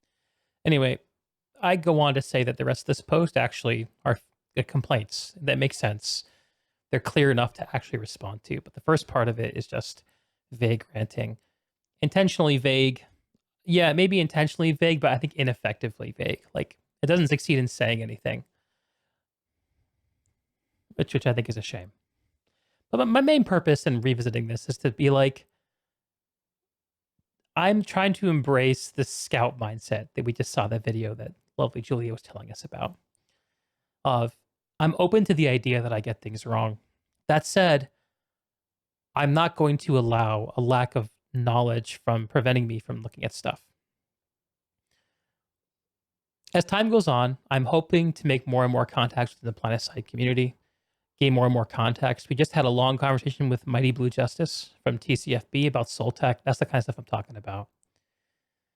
It was meant to get a few people to get upset. Yeah, and that's what I read. Like, this person was trying to rile me up, and I kind of found that offensive when people try to do that to me. It's like when I see political ads trying to get me riled up about things like abortion.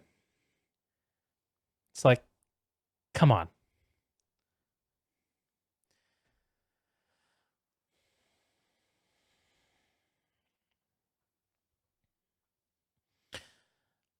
And at the end of the day, what I care about is helping surface things that are useful. And for things to be useful, they have to be accurate. So, bits of context, like Wrel says the team is hurting and stretched thin. Alan Lapidus, the artist, is posting about working through a Friday midnight. Seeing losses from the team of key people, publisher changeover. Like, all these bits of context should tell us something about what's going on, what to expect. And we don't ever get to have perfect knowledge about anything in life, about the people even that we love. I'll never know exactly what's going on inside my wife's head, even though I'm sure sometimes she'd like if I did. Come join TCFB. I don't know. I'm thinking about looking for an outfit. If there are any outfits out there that have a vacancy for the last round of Outfit Wars, I kind of like to experience it. Not high hopes there. The first half reads like Outfit Wars is bad, up dudes to the left. Yeah, it's like an appeal to the base. This idea of motivated reasoning. So Hell Digginer accused me of motivated reasoning. Hell Digginer said, ba, ba, ba. When you read off the first couple paragraphs, you saw what you wanted to see. You wanted to see a salty vet being toxic and unreasonable. I think that's what happened. I don't think I wanted to see it. Hit up Zyros. Probably love to have you for one. Word. Yeah, I know Zyros.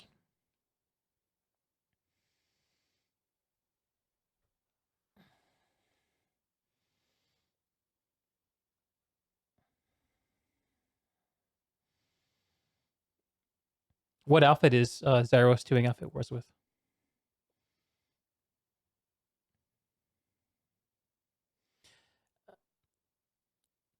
So I think that this is again just going back. Man, I'm having a hard time staying on track. I'm so burnt. I did see this, but it's not what I wanted to see. So I think this person accused me of being in the soldier mindset. I don't really think I was. But I'm curious what y'all think. And if I ever come across that way, I hope you'll call me on it. 69 KD. Okay, yeah, I'll hit him up. Emerald and Connery, those would be my time zones. But that's the show for tonight, y'all. I have been officially talking about Planetside for the last 6 fucking hours.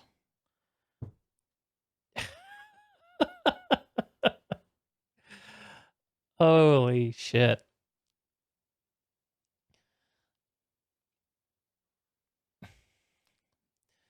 So, for those of y'all who are just getting to know me, like, thanks for checking me out, especially for sticking around to the end of this.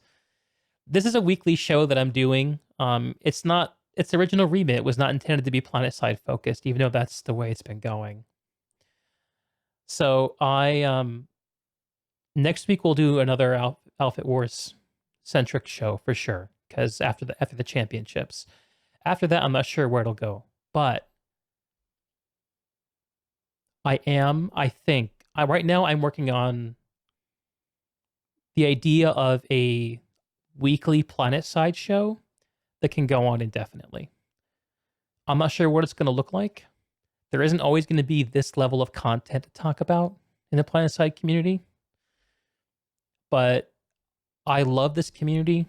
I'm passionate about this game. And I think that there's a need for this. Even if it's a niche.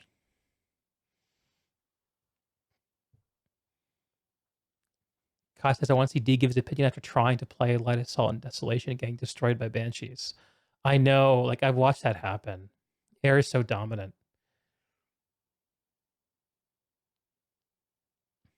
Anime it up.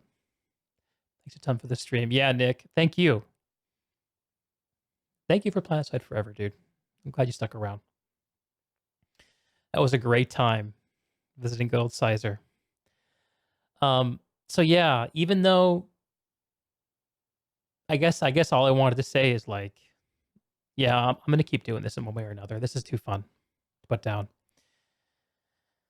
Decent Light Assaults. How about Rusty? Maybe was good one time in his life. Light Assaults. I'll hit him up. I'll hit up Cyrious. Appreciate the reference. And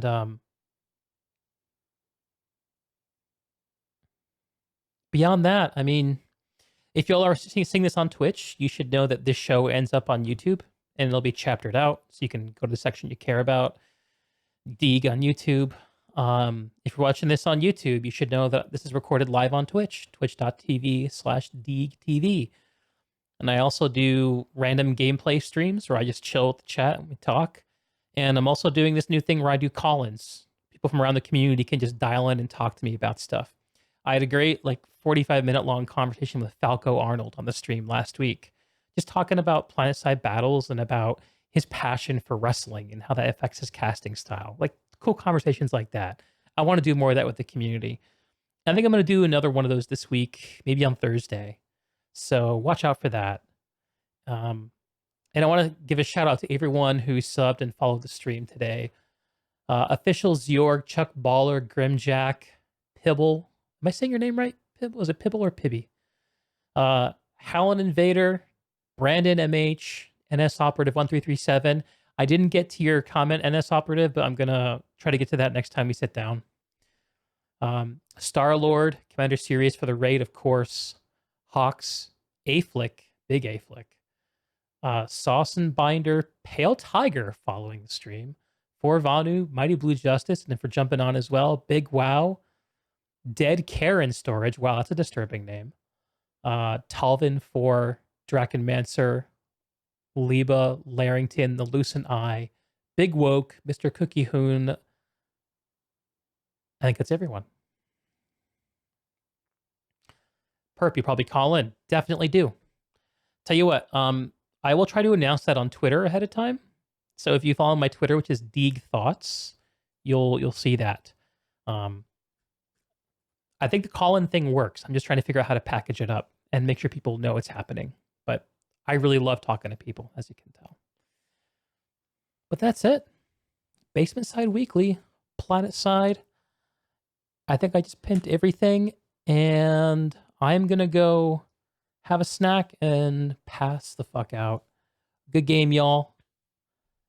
And I'll be back with more Planetside content very soon. GG.